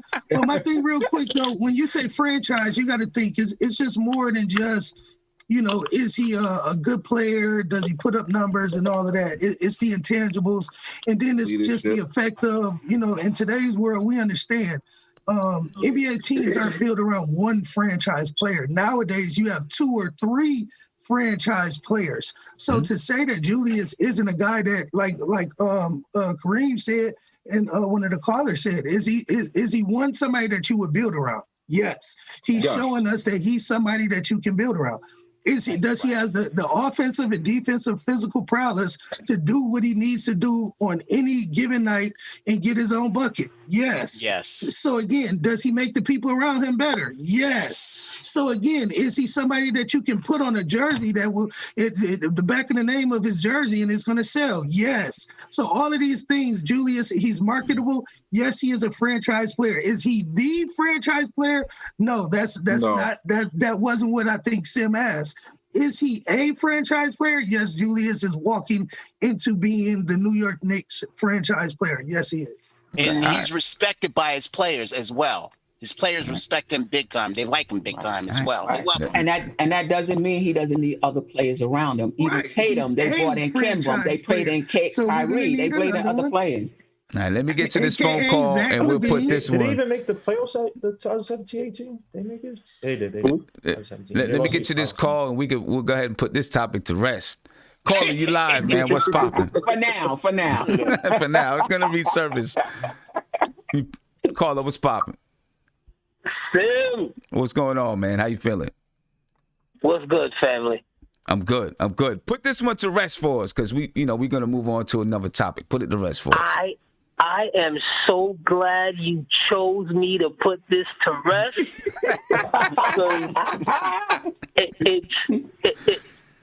It couldn't be no other way. I would have to be the one to do this. Yes, I know. I saw it was you calling. I saw it was you calling. I was like, we're gonna let him put it to bed.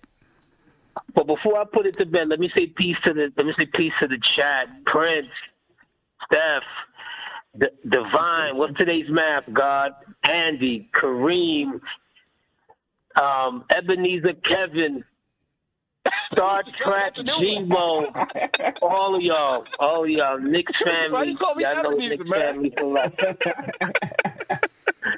But, all right, let's cut the pleasantries. When I called you last July, and I was in pissy fit. I was totally upset. And I remember me and you was talking, and I said, you know what? Let's turn to Russell, and let's turn to Julius Randle. Big body, big boy. I've been watching Randle for a minute. I betrayed Randle so bad last year after watching him be a human bowling pin, knocking people over, right? Not giving him the credit that, you know what? He didn't have the proper coaching and the proper dedication to take him to that next level. Okay? I'm going to draw this parallel because they made a reference last night about who's the last person since Ewing to get the most double-doubles. David Lee was a walking double-double here with the Knicks. Mm-hmm. And I don't mean 10 points, 10 rebounds. I mean 20 points, 25 points, 15 rebounds, 16 rebounds, night in. The Knicks, he couldn't lift the Knicks past what they won that year, 25 games. Randle is our franchise player. And the second part is, you know why? Look at where he is doing it. There's no lights that are brighter than NYC. Okay? There's 1,000 microphones, and every night he is showing up and showing out. I wouldn't rush to give him a new deal just yet, but in order for him to get past me, there's going to be some money on the table for him. Okay. You surprised me. I mean, I knew that you had turned and you were supporting him. Like, you know what? I was wrong. I'm da-da-da. Because I remember last year, over the summer, when I was getting ready to do that Coach's Corner on Julius Randle, you called me up. You was like, man, I don't want to see the way you're going to try to do this magic on the screen and make Julius Randle look like this and that and the third. You know. Yeah, but you're right. You're right. I did chop his back out because I thought he was trying to do too much and not seeing all of the things around him that wasn't going correct. And And even better than that, he's got a little bit better talent around him this year. Mm-hmm. But Kareem said something. I don't know who spoke to him in the off season, but that man is in super condition. Yeah. Okay, so somebody told him, and he got his game together. But I just wanted to just chime in for a quick second on that right there. Yeah. Knicks family, I know what it is. Appreciate you, man. Appreciate you. Appreciate you, bro. Appreciate you. All right. We're going to go ahead and put that one to bed. I want to talk about Draymond Green and what Draymond Green was talking about yesterday, right, last night. And I'm just going to play a short clip of what Draymond Green said, and I want to get you guys' thoughts on it. All right. He was talking about, he was referring to, players asking for trades and then teams, deciding I'm not going to play a player because we want to trade him, right? And when a player asks for a trade, they looked at it as the bad guy, but teams can go ahead and rest a player, sit a player out, this and that. And so there's a 3-minute interview. I'm not going to play that whole thing. I'm just going to play a short clip of it. This is Draymond Green. At some point, as players, we need to be treated with the same respect and have the same rights that the team can have. Because as a player, you're the worst person in the world when you want a different situation. But a team can say they're trading you, and that man is to stay in shape. He is to stay professional. And if not, his career is on the line. At some point, this league has to protect the players from embarrassment like that. We talk all of this stuff about you can't do this, you can't say that publicly. If you say that publicly, you're fine. Anthony Davis got fined, I think, $100,000 or something like that for demanding a trade publicly. But you can say Andre Drummond is getting traded publicly, and we're looking to trade him publicly, and he's to stay professional and just. So I want to know your thoughts on that. Just, talk to me about it. How do you feel about it? I'm going to start with you, Divine. What do you think about what he just said? Draymond Green. Can't hear you. Can't hear you, bro. Yeah, I agree with him 100%, man. But at the same time, it's a business. I don't know what their business structure is like, what they rights they have pertaining to the business that they in the NBA. But I agree with him on that, man. You can quickly call out a player that you want to do this, but he can't do that. And that's unfair because they the product too. I mean, they the one making the money in the NBA. Without the players, the owners don't get nada. Just like without the owners, the players don't get nada. Those should be equal footing on both, and they need each other. But I agree with Draymond 100% because you know what? Why Draymond Green can't play? I mean, not Draymond Green. What's his name? Andre Drummond. He probably want to be out there with his teammates. You know what I mean? Having fun, playing basketball. Doing the things that he do. And now because you got me on a trading block, you don't want to risk me getting the injury before you can move me like I hate to say it, quote unquote, like I'm a slave or something. Nah, you can't. That ain't right. That's just crazy. Now, I don't know the entire situation. Did they come to an agreement together to say I'm not going to play until we figure this out, or was it just the team saying I'm not going to play you? You got to sit out. Now I understand where Draymond is coming from though, and I get it, and but I don't know the entire situation with Andre Drummond and the Cavs. If they just said we're going to sit you out, or if they decided together. I don't know. I'm pretty sure they wanted to make room for Jared Allen, though, to play. Mm-hmm. What do you think, Steph? I agree with him. If it wasn't a discussion that Drummond had with the organization, and if it was just an organization's decision that they weren't going to play him and they made it public, I think it should be the same fine. If a player can't say publicly they want to be traded, then I don't think an organization should say publicly, we're benching this player. We're not going to play him because we don't want him to get hurt because we're looking to trade him. I think that should be a fine as well. And even if they came to that conclusion, why do you have to make it public? Just trade him. Mm-hmm. Even if you came to the conclusion together, just trade him. Just don't play him. And if people ask, just give a politically correct answer like they always do and keep it moving. So I agree with him. Yeah. What about you, Guillermo? Any other thoughts on that? I'll just say this, man. It's unfortunate, but it's the name of the game, man. It's extreme, but if you want to have your own rights or even more rights as a player, man, create your own league. But when Kyrie allegedly brought it up, he got demonized. I didn't hear players standing up for him. So it is what it is, man. But I mean, Draymond Green, look, he has a point, but within the stipulations of contracts, how teams work and what the leverage is, it is what it is. And given the fact that they're making less, and that CBA, these TV networks want to get to that CBA as close as possible, the leverage might shift the other way. But it's the nature of the business. But at least they get guaranteed money. I'll say that about any other sport. They get guaranteed money. That is the truth. They get guaranteed money. You talk about football players who literally, you could be a superstar one day.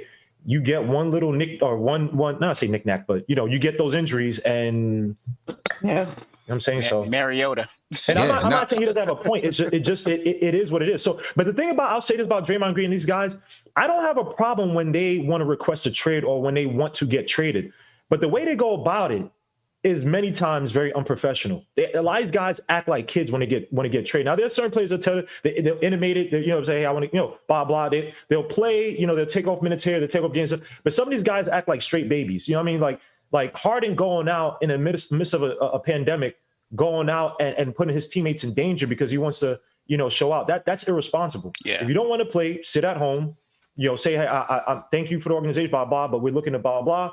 Or whatever, I'm saying, but just don't answer the media. But acting like a petulant child, that doesn't help your cause. So, right. Draymond, I wish you would speak to that as well too, because there's a certain way. If you want to be professional, he actually did.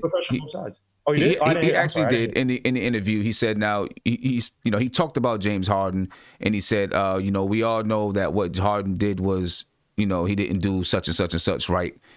Okay. So I tell you, I didn't hear the whole interview, so I only heard that part you played. So yeah, he did. He did touch on that a little bit. He didn't condemn him. He just said, we know he didn't do such and such and such. But the point that I'm trying to make is when players say that they want to trade, they get fined, even if they do it the correct way. Even if they just come in the meeting and say, I'm not happy here. I'd like to go such and I'd like to see what else is out there. They'll get fined for that. Where teams. Prime example, Phil and Melo. Prime example. When Phil said he was putting Melo, he think Melo should go somewhere else. They were blasting Phil Jackson. He shouldn't be talking about Melo like that. So that's the nature of the business. You know what I mean? And they took him through the mud for that. You know what I mean? That Phil and Melo thing. So, and I understand where Draymond Green coming from though, because but it does.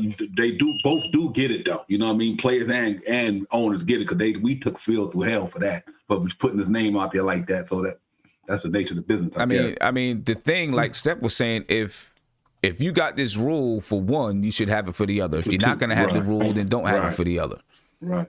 Yeah, because it looks bad. If you it could work against an owner or a player. Like for example, if a player does it, and he keeps doing it, or even if he does it once, other teams can consider him a knucklehead. If an owner or a president does it, you may not be able to attract free agents. So just handle that in-house. Right. There's no need to get messy media. Right. Absolutely. Two questions. Two questions. Did Porzingis ask for a trade? We don't know, right? We don't. Yeah, we don't know everything that happened. Who knows? I mean, it seems to me that the Knicks. It seems to me that the Knicks that they understood that he may not want to remain with the team, and so they started to prepare beforehand and look and shop him a little bit without it getting out. And then they had a meeting, and whatever transpired in the meeting transpired, and then they came in. Porzingis and his team came in and said, we would prefer to go someplace else. I know Mark has a perspective on that, but. I think we knew his ACL wasn't. I think that the doc, because they try to keep everything under wraps. I believe that the doctors, the medical staff told us that they don't know how he's going to hold up after that injury, and we don't want to put the money on him. Right. And it just got messy. Yeah. Now Rose did ask for a trade, right? Derrick Rose? This time? Right? This time, yeah. This time. Oh, this time. Okay, I guess they had a conversation and he was like, I'd like to go someplace where I think I could make the playoffs. He told him, I don't have that many more, my needs are limited, right? So I want to go someplace where I can make the playoffs. And I guess Dwayne Casey also told him, you can probably you got just as much chance to make the playoffs with us as with the Knicks, but clearly, right now they don't. Yeah, I guess what I'm getting at is there are some organizations that still show respectability and professionalism, and I guess I can't group them all as a whole to saying, I agree with what Draymond is saying, but I think there are just some organizations that still keep things in house. So if a player really wants to be traded, they'll keep that in house and and just trade him and everything, and not put him on blast talking about I don't think he was doing. I think he was talking about the league worldwide. I think he was more speaking up for the players to me. You know what I mean? That's what I think he was doing. He was speaking about the players in a whole. Like, there's guys out there who about to get traded and y'all sitting them down. And I don't think it's fair to them when they want to get out there and play ball. I'm sure. I think it is. Yeah, I'm sure right now for us, I know that Knox, I know Frank, and I know I guess just those two, but they know that they're on the trade block. I don't believe that. I don't believe that's absolutely true. I don't believe that's. You don't think so? Okay. I don't think so at all, because again, we have to have a roster. Nobody has a 10-team roster. Nobody has a 10-player roster. Right. Like Tom Thibodeau just he's a no-nonsense coach who just has a short rotation. So again, we don't need 15, 20 players if all he's going to play is the 10 guys. But again, like he said, somebody's going to get hurt. Somebody might catch COVID. Somebody might fall down the stairs. Yeah. You don't know what the heck might happen. You're going to need, you know what I'm saying? So that's why he said you're a situational player. But I'm going to speak to the whole, the Draymond thing. I think the whole fine just needs to be eradicated. I do believe that just the master owner mentality needs to be just kind of just spoken to and just honestly dealt with just at where it is. Because again, that's what you're dealing with. Because again, if I'm a public entity in myself, and I like Sim said when he was talking about Mitch, I got to pay taxes in every other state. So again, I'm my own company. I'm Mitchell Robinson. I'm LeBron James. I'm whoever. So again, same difference. If me and Divine come to an agreement about something, and then for whatever reason the agreement ain't working right, and I go and tell Sim, hey Sim, I ain't really, that agreement me and Divine guy ain't really right. I ain't really feeling that no more. I think I want to shake my spot. It shouldn't be nothing that come down against me, because again, as long as I do it respectfully, as long as I do it, and that's what Kevin was speaking about, as long as I do it respectfully and I ain't going out here trashing the organization. Right. But I as a player should be able to speak up for myself and be like, you know what I'm saying? If it was Kevin Knox, for whatever reason, if he went out and said, yeah, man, I think if it's a team out there interested, but there's ways you do that. You go through your agent, you do those things. But to publicly say or say, I don't want to be here anymore. And that's what Draymond was speaking about. Because again, same difference with the this crosses the basketball lines into a field. Now we're talking football. Think about what's going on with Deshaun Watson in Houston. Same difference. That young boy said, I don't want to be down here no more. Y'all got filthy practices going on. I don't want to be a part of this organization no more. Now you got historic NFL quarterbacks coming out talking about, oh no, he should be able to stay. If I don't remember right, did Eli Manning tell the team that he wasn't going to play for them?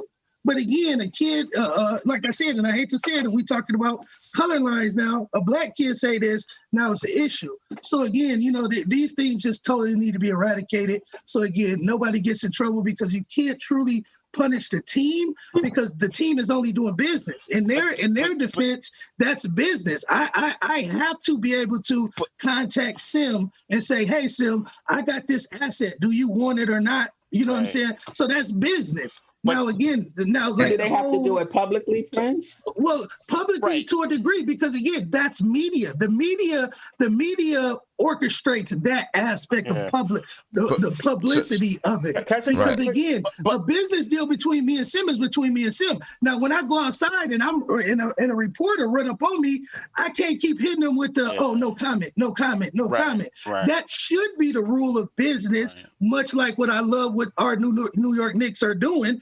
We are seeing there's a tight-lipped organization going on. But again, if it is to be spoken about, it's business when it comes from the business. So when it comes from the player, it's bad business. So that's not business. You know what I'm saying? That's not true business. Right. If it's my mom always told me, if it's good for the goose, it's good for the gander, baby. Yeah. You can agree that Harden handled it the wrong way, then, right? Harden handled it the wrong way, then. Well, to the degree to say. Yeah, the publicity. Yeah, as a professional, yes. He handled it the wrong way, in my opinion. But him openly saying, no, I don't want to waste your time, waste these players' time, or waste my time being out here on this court. No, he wasn't wrong. But the strip clubs and all of that, and coming out of coming in out of shape, all that. Yeah, professionally, that was wrong. But business wise, he wasn't wrong by saying. Openly, I don't want to be a part of this rebuild. No way, shape, form, or nothing. Get me out of here. Yeah. Go ahead, Gabo. With Draymond Green, because he did this, I think it was last summer. Can we stop trying to tie things like the master owner thing to business? Because no one's forcing Draymond Green to play anything. Slaves did not have the opportunity to say, I don't want to work today. I don't want to work for you, period, right? Draymond Green has that right. So what Draymond Green, the way he did last time. When you take my liberty. Okay, yeah. All right, the whole master owner thing, like, yes, I agree. If you're in a certain business, are there certain inequalities? I mean, naturally, yeah, because you don't own the business. So, right, you can sit and say, I'm not getting paid. And granted, obviously laws and stuff like that, they're extremes.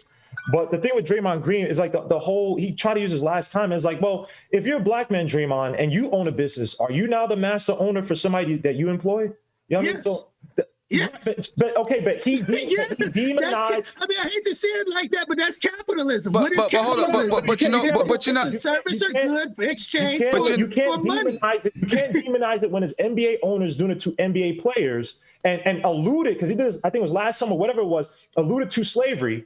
And then when you're doing it, it's capitalism. No, it's capitalism all over. Bro, capitalism is slavery. Well, we talking about a whole different. Now we get off the Knicks. But again, let me jump in here right quick. Because for me, the whole analogy to slavery, I don't like it at all. Because the bottom line is these players are getting paid millions of dollars and flying on jets all across the country, eating food on these jets while they're getting paid millions of dollars. They can go, they can quit if they want to. Maybe they got to give money back, whatever. They can quit and leave the NBA altogether. Right. And nobody's gonna say nothing to them. You know what I'm saying? So for me, the whole slavery comparison, I don't like. Owner. I didn't say that's the same thing, though. That's the same thing. Well, okay, even if it's not slavery, it's still race relations, though. Yeah, it's the idea that because I'm rich. Because I'm rich, it changes the dynamic. No, it's still a power dynamic based on I get that. If it's not, hold on, one at a time. Are the white players in the NBA treated how are we tying race? Are the white players, do they get different contracts, whether they're good or not, versus compared to the comparable players? Like, where's I don't want to say, where's even the, if you want to talk about, hold on. To answer your question, how many white players publicly demand a trade? I don't know. Crickets. But there are more better black players in the NBA. Chandler Parsons. All I'm saying is you can't underestimate. It's not exactly. You have to, if you're trying to use that example, you have to take other white players who have done it and have gotten their way versus there isn't any, Guillermo. That's my point. Guillermo, the NBA is a predominantly Afro-American league. Yeah, so again, the dominance of black players in the league. Hear me out for 1 second. I just want to finish my point because, again, I don't want to disrespect nobody on our panel. I don't want to disrespect Sim. Because, again, what I was saying from an owner, and again, the term, yes, refers to the slavery mentality. But the constructs of what I was talking about was business. And if you get into a construct in a contract of a contractual agreement, that means in that agreement that we both are both public entities. We're whatever when we come into this agreement. Right. So with that agreement, as a man, a human being, the right to say that this agreement that I agreed to is no longer something that I want to agree to.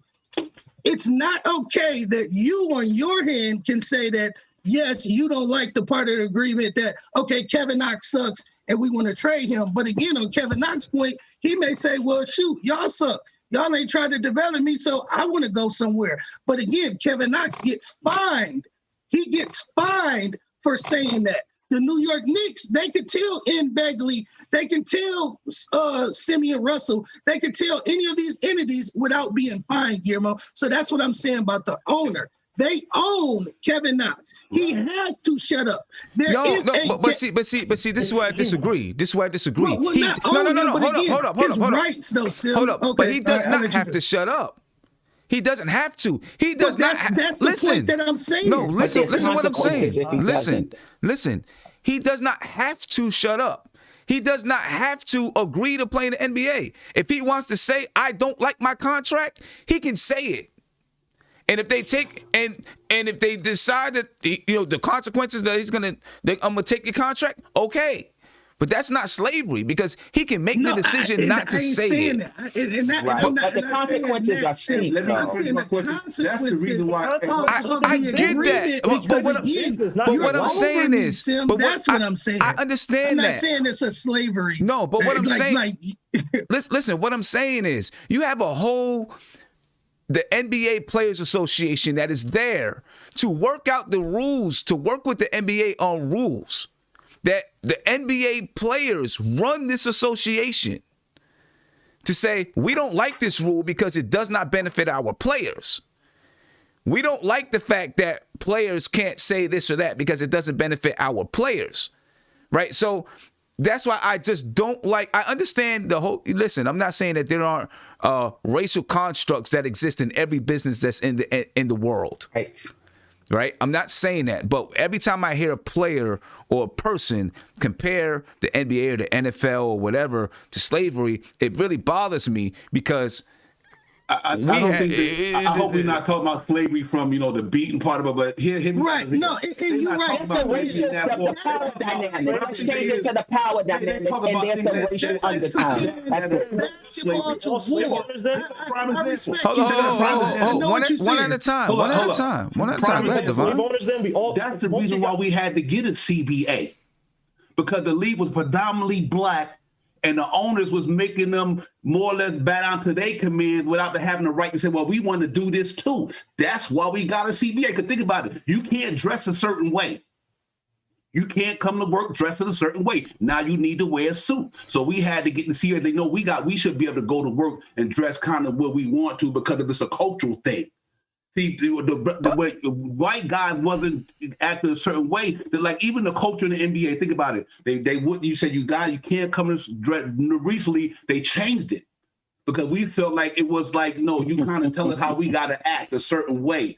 That's I think what people compare to slavery, because sometimes like you look at the NFL. That's why they had to get the Rooney Rule. That's why they had to do all this stuff, because it's power structure. That's what slavery was. It was power structure. I got control over you. You do what I say. But you can choose not to participate. You can do something else. You can go, but you can go and do something else. I get that part. Why do we have to make that choice, though? Why do you have to be in a position that if you don't like it, right, then you're gonna lose millions of dollars. Go work at McDonald's. You're still trying to be a corporation. If you want to go and create your own league, you can go create your own league. Come on now. What's the chances of that? Come on now. And I agree with you, Sam, about the comparison to slavery. I agree with you. But you can't. Hold up, Prince. Structure But you can't deny the power structure with racial undertones. That's all I'm saying. That's all I'm saying. It's a power structure with racial undertones. That's all I'm saying. And you can't say, hold on. Why we bring it into it? The CBA was not necessarily created because I didn't say that. I didn't say that. That's part of it. It's part of it. But they have that in almost every business. They have, but it's part of it. Listen, we got unions. Racism is going on in the world. You cannot think that it's not part of every organization. Hold on. Racial undertones. That's all I'm saying. Here's what I'm saying. Power structure with racial undertones. That's all I'm saying. We're speculating about the racial undertones, which I do agree with the dress code stuff, right? But let me say something about, first of all, CBAs. It's called unions. Almost every thank you. Hold on, let him finish. Protecting the workers. And second of all, if you're talking about the so-called racial undertones, the NBA out of almost any other league, and they've lost money over this, alluded to by what's this guy's name? Adam Silver, when he was on ESPN last year or whatever. The NBA has done more to so-called be on the forefront of social issues. They have. Doesn't mean it's not present though. No, but they have. Hold on. You can't sit and say, oh, they're racial undertones, but when the NBA is literally making steps to be more, I don't want to say woke, whatever the word would be, more. But why are they making the steps? That now, it's race. There's racial. But why are they making the steps? Racial undertones, create your own league. You cannot complain. If I'm in Draymond Green, you can't say you can't complain. Draymond Green didn't say nothing about race. He was just talking about a job situation. Like I said, if I can get the floor back, I'm gonna say I'm sorry because again, like Sim said, the comparison I should have made a better analogy, but again, the comparison that I was saying was just merely. I shouldn't have brought in the owner master. That was a wrong term to use, like Sim said. When we talking about slavery, that was something that happened 400 years ago to our people that cannot be ever truly used as any analogy. So I'm sorry for using that analogy. That was an analogy that shouldn't be used.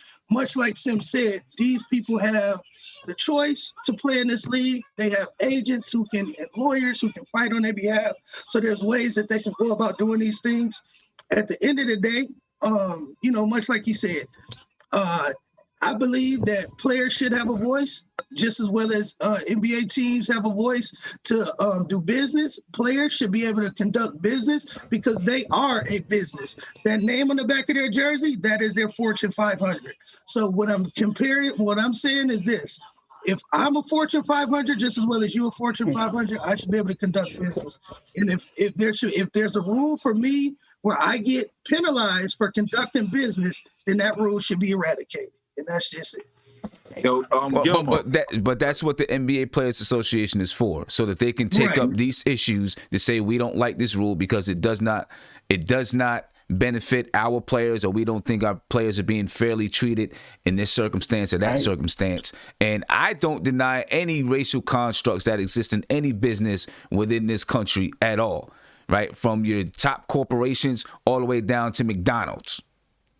Okay, a lot of strong feelings in this, man. It exists and it is there. I just have a big problem with and again, Prince, you just addressed it with the comparison to slavery, because I just, to me, there's just not a comparison. There's not a real comparison at all. I understand that the owners are white, right? I get that, and they control the money, but any person can decide that's not what I want to be part of.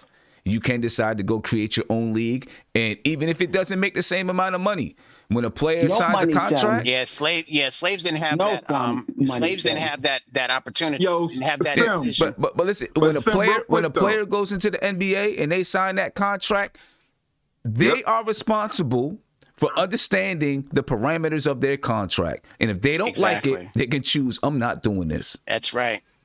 But that's how unequal the system is. And this is what happened when people was talking about go back to Africa. It was that same mindset. But how is if you don't like how you treated, leave. But how is it But listen, Sam, if you said that they should go to their player association to fight on their behalf, bring the issue up for the next collective bargaining agreement, then I would say, okay. fine. There is a channel for change. Yeah, but to say just leave the league, it's like when they said, well, if you don't like how you're being treated, just leave the country, just leave America. But they can go through the channels. But why can't they? Because look what's at stake, though. Right. Millions and millions and millions of dollars. So you're saying that if I disagree with something, I got to leave millions of dollars on the table. You don't have to. You can agree. You can agree and decide I'm going to fight. Or if you want the money, you got to do it the way I say do it. You can agree. You can agree and go. You can agree and then go to the NBA Players Association and say, I think this should change. How can we fight it? Yes, but that still is your choice. But that still is your choice. Because if I work at a place, if I work someplace and I don't like the way that they're treating me, I'm gonna go to work someplace else.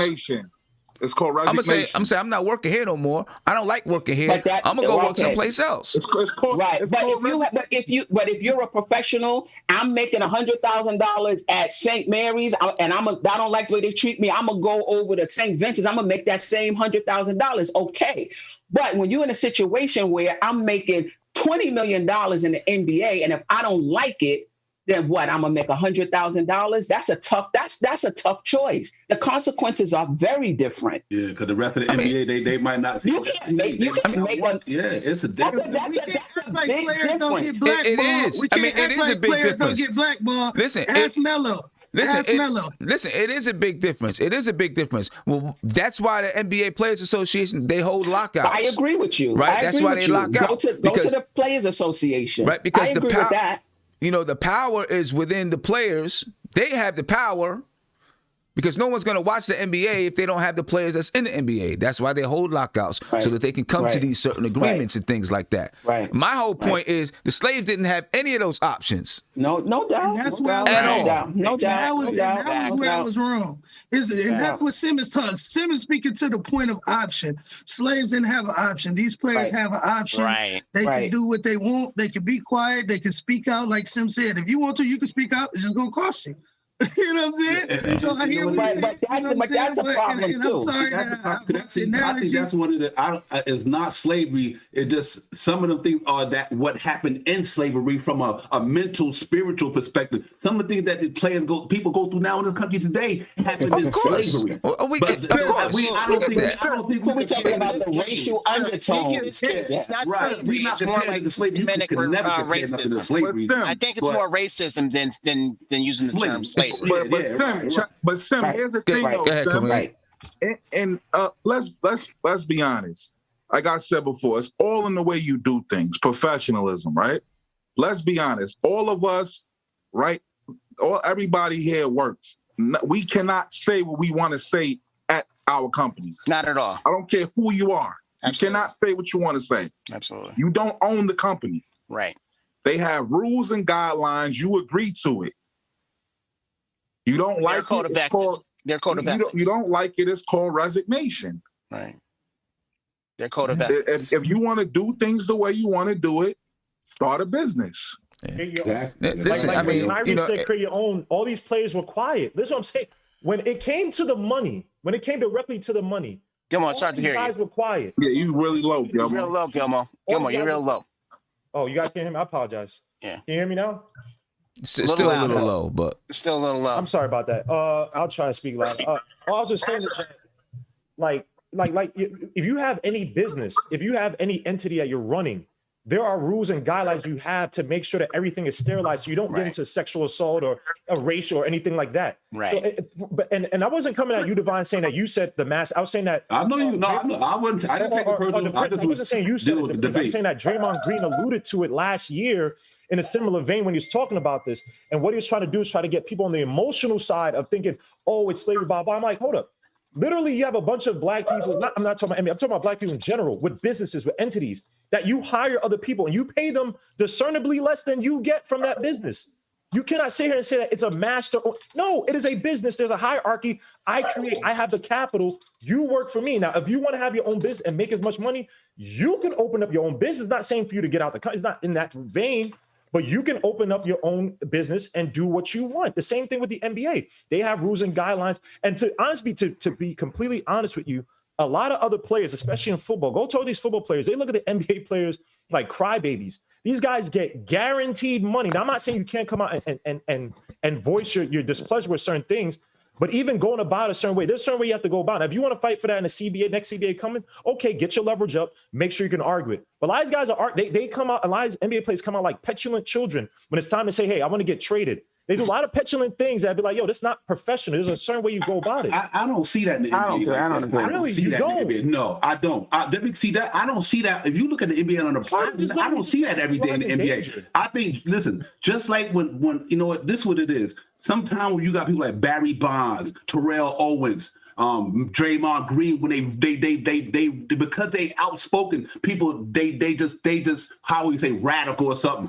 That's why Ali went to prison for 3 years. I don't agree to this shit. I'm going to prison.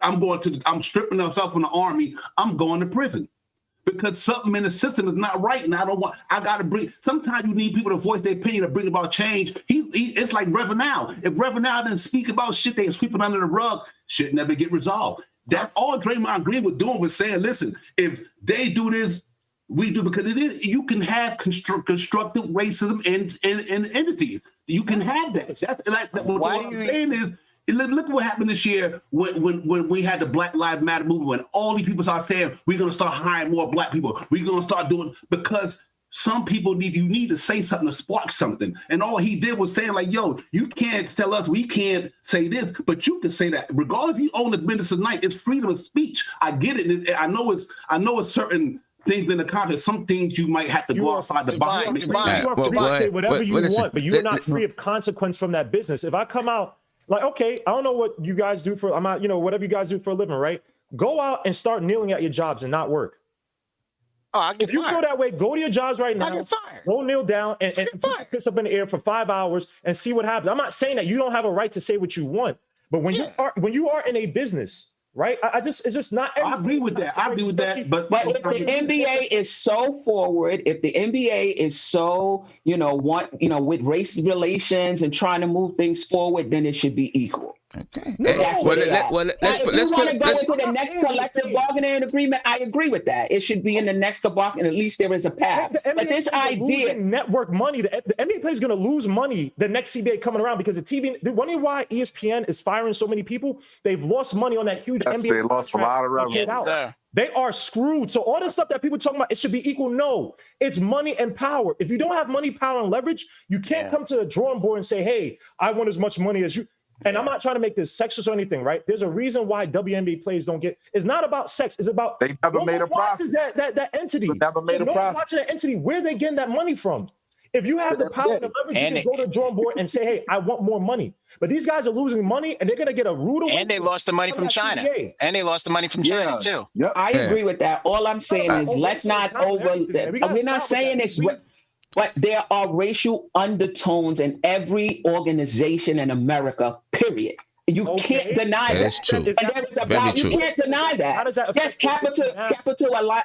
capitalism is a big part of it. I get it. I don't think this is all a racial issue, but you have to always be attuned to the racial undertones. It is present. There is no organization that doesn't have it. Okay, for all the people, ain't no racial tones in the White House. Okay, hold Just kidding. Let's consider all the people who may not understand as black people, right? In this situation, give me the percentage from 0 to 100%. How much of this issue with Draymond Green is a racial undertone? No, it said it was racial though. It wasn't racial. Let's be very specific so we know how to attack it. It wasn't racial. It wasn't racial though. Grummo, what he said wasn't racial.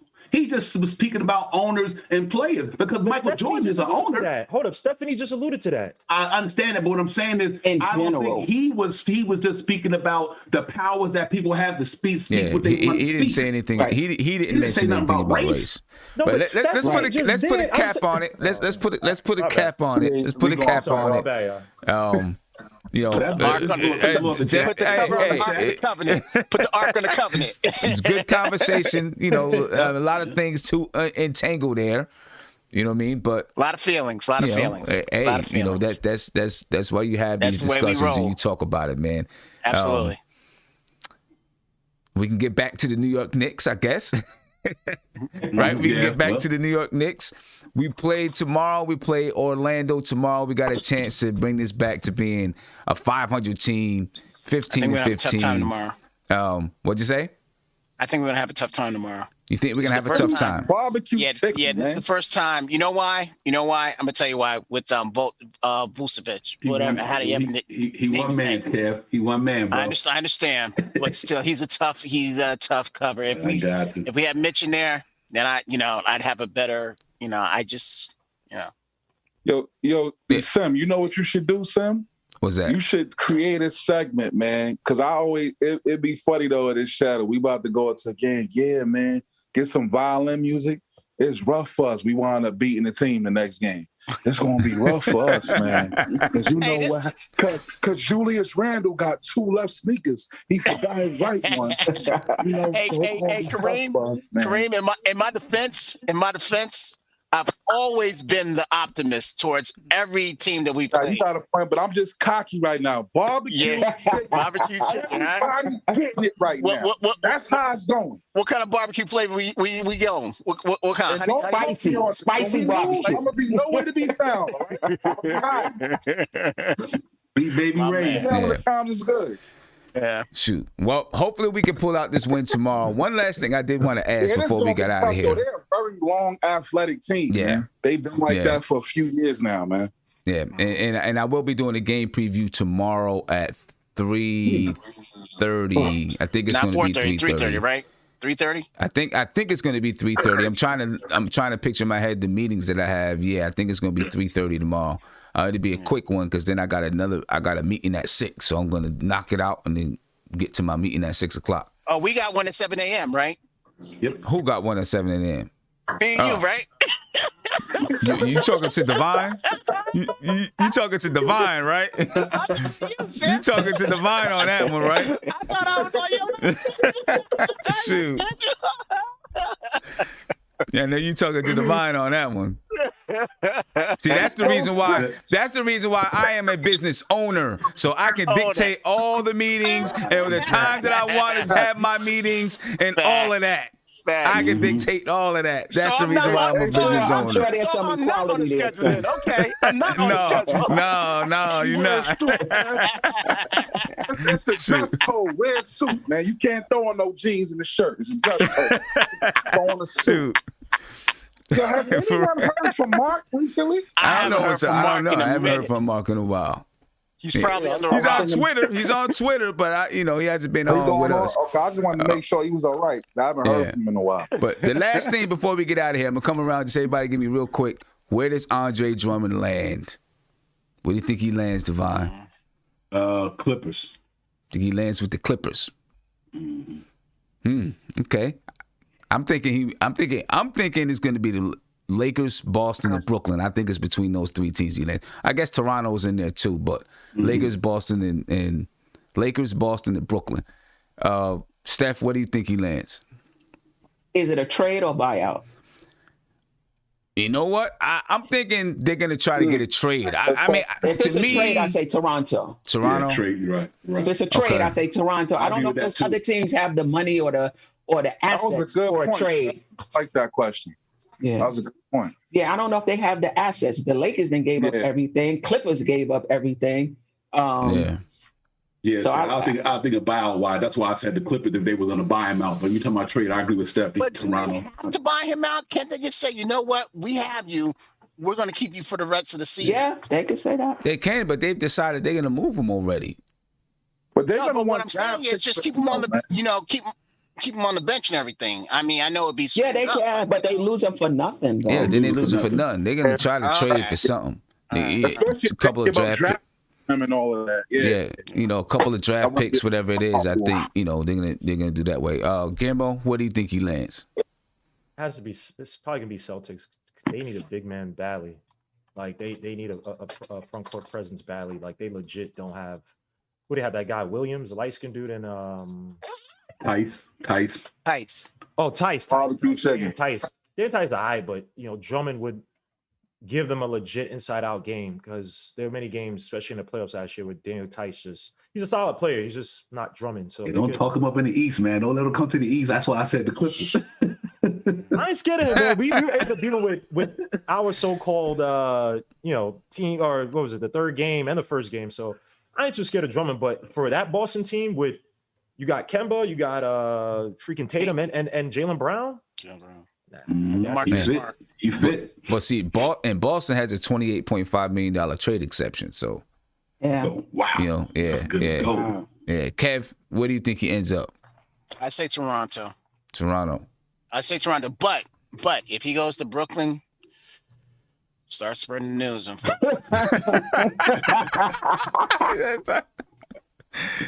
Prince. Same. What's that again? My bad, brother. Drummond. He's still on that. Get on him like you get on me, all right? Get on him like you get on me. Yeah, I got a couple pyramids. I got you. I owe you a pyramid, so we talking about where do you think Andre Drummond's gonna land? Drummond, I think like they said, they was talking about the buyout route. I could see that depending on if nobody really wants to give up the assets and what it's going to cost to get him. I don't think they're going to be able to pull a 3-4 team trade to come up with the assets. So, but again, if you say where would he look best at,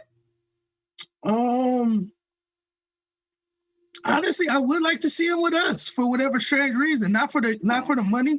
If the buyout came and for whatever reason he wanted to come home and we could pull it off, I would love to see him with us. I think another veteran leader. He hasn't been there, but again, a guy who's going to get every rebound that's maybe imaginable and then be able to give us a good 18 to 20 points. I would definitely love Drummond on our team. Then what do you realistically, he'll probably end up with a contender, the Nets or Clippers. What are you telling Noel and Taj? Their services are no longer needed? You want to go to the G League? Regardless,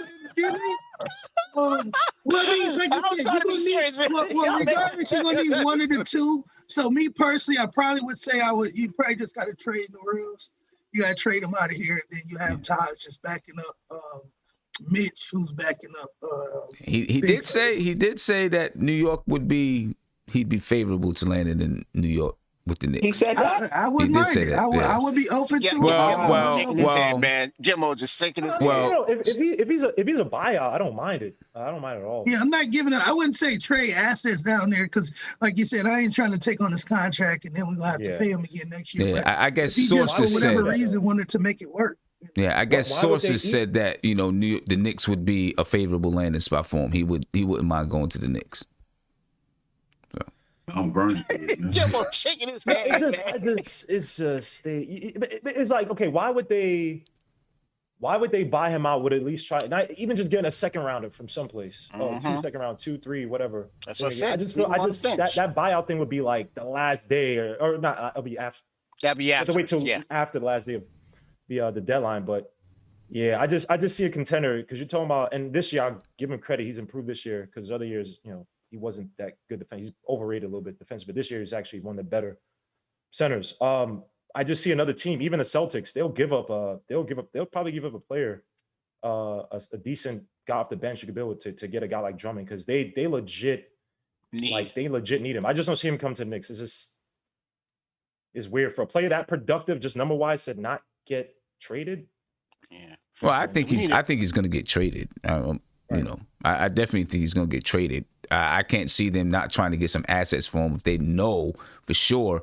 Even if it's just second round picks is all they could get, they're going to trade him for something. I don't think it's going to be that they just buy him out. And every time somebody says they want to come home, man, it just doesn't give me a good feeling. You know what I mean? Like Stephon Marbury, that ended in absolute disaster. I'm not saying end disaster, but you know your boy. Nah. So here we go. Kareem, where do you think he lands, Kareem? Where does Andre Drummond land? I would say the Celtics. I agree with that because I'm looking at maybe Celtics and Toronto. I'm looking at I don't see him getting a buyout from a contender. And when you look at Brooklyn, what can they really give to get him? Right. I don't know if they can do. The only team I see that have something because of, their great GM Danny Ainge is the Celtics. I see them, so they might try to pull a plug and, make that move. Yeah. Well, we'll see. Anyway, ladies and gentlemen, been on for a couple hours. I appreciate you guys for being here. A spirited conversation today. Spirited conversation. Love, fellas. Nothing but love. Nothing but love, man. Absolutely. Nothing but love. Spirited conversation. Some conversations that. What'd you say? I love Gilmo. But good conversation for you guys, man. That's my brother. Great one, ladies and gentlemen. Tomorrow, 3:30. Catch us on the game preview. Prince at the game preview. We can break down the Westchester Knicks because we got, we got kind of late today. All right. I appreciate you all, and I'll catch you guys tomorrow. And as usual, ladies and gentlemen, spread love. We are out of here.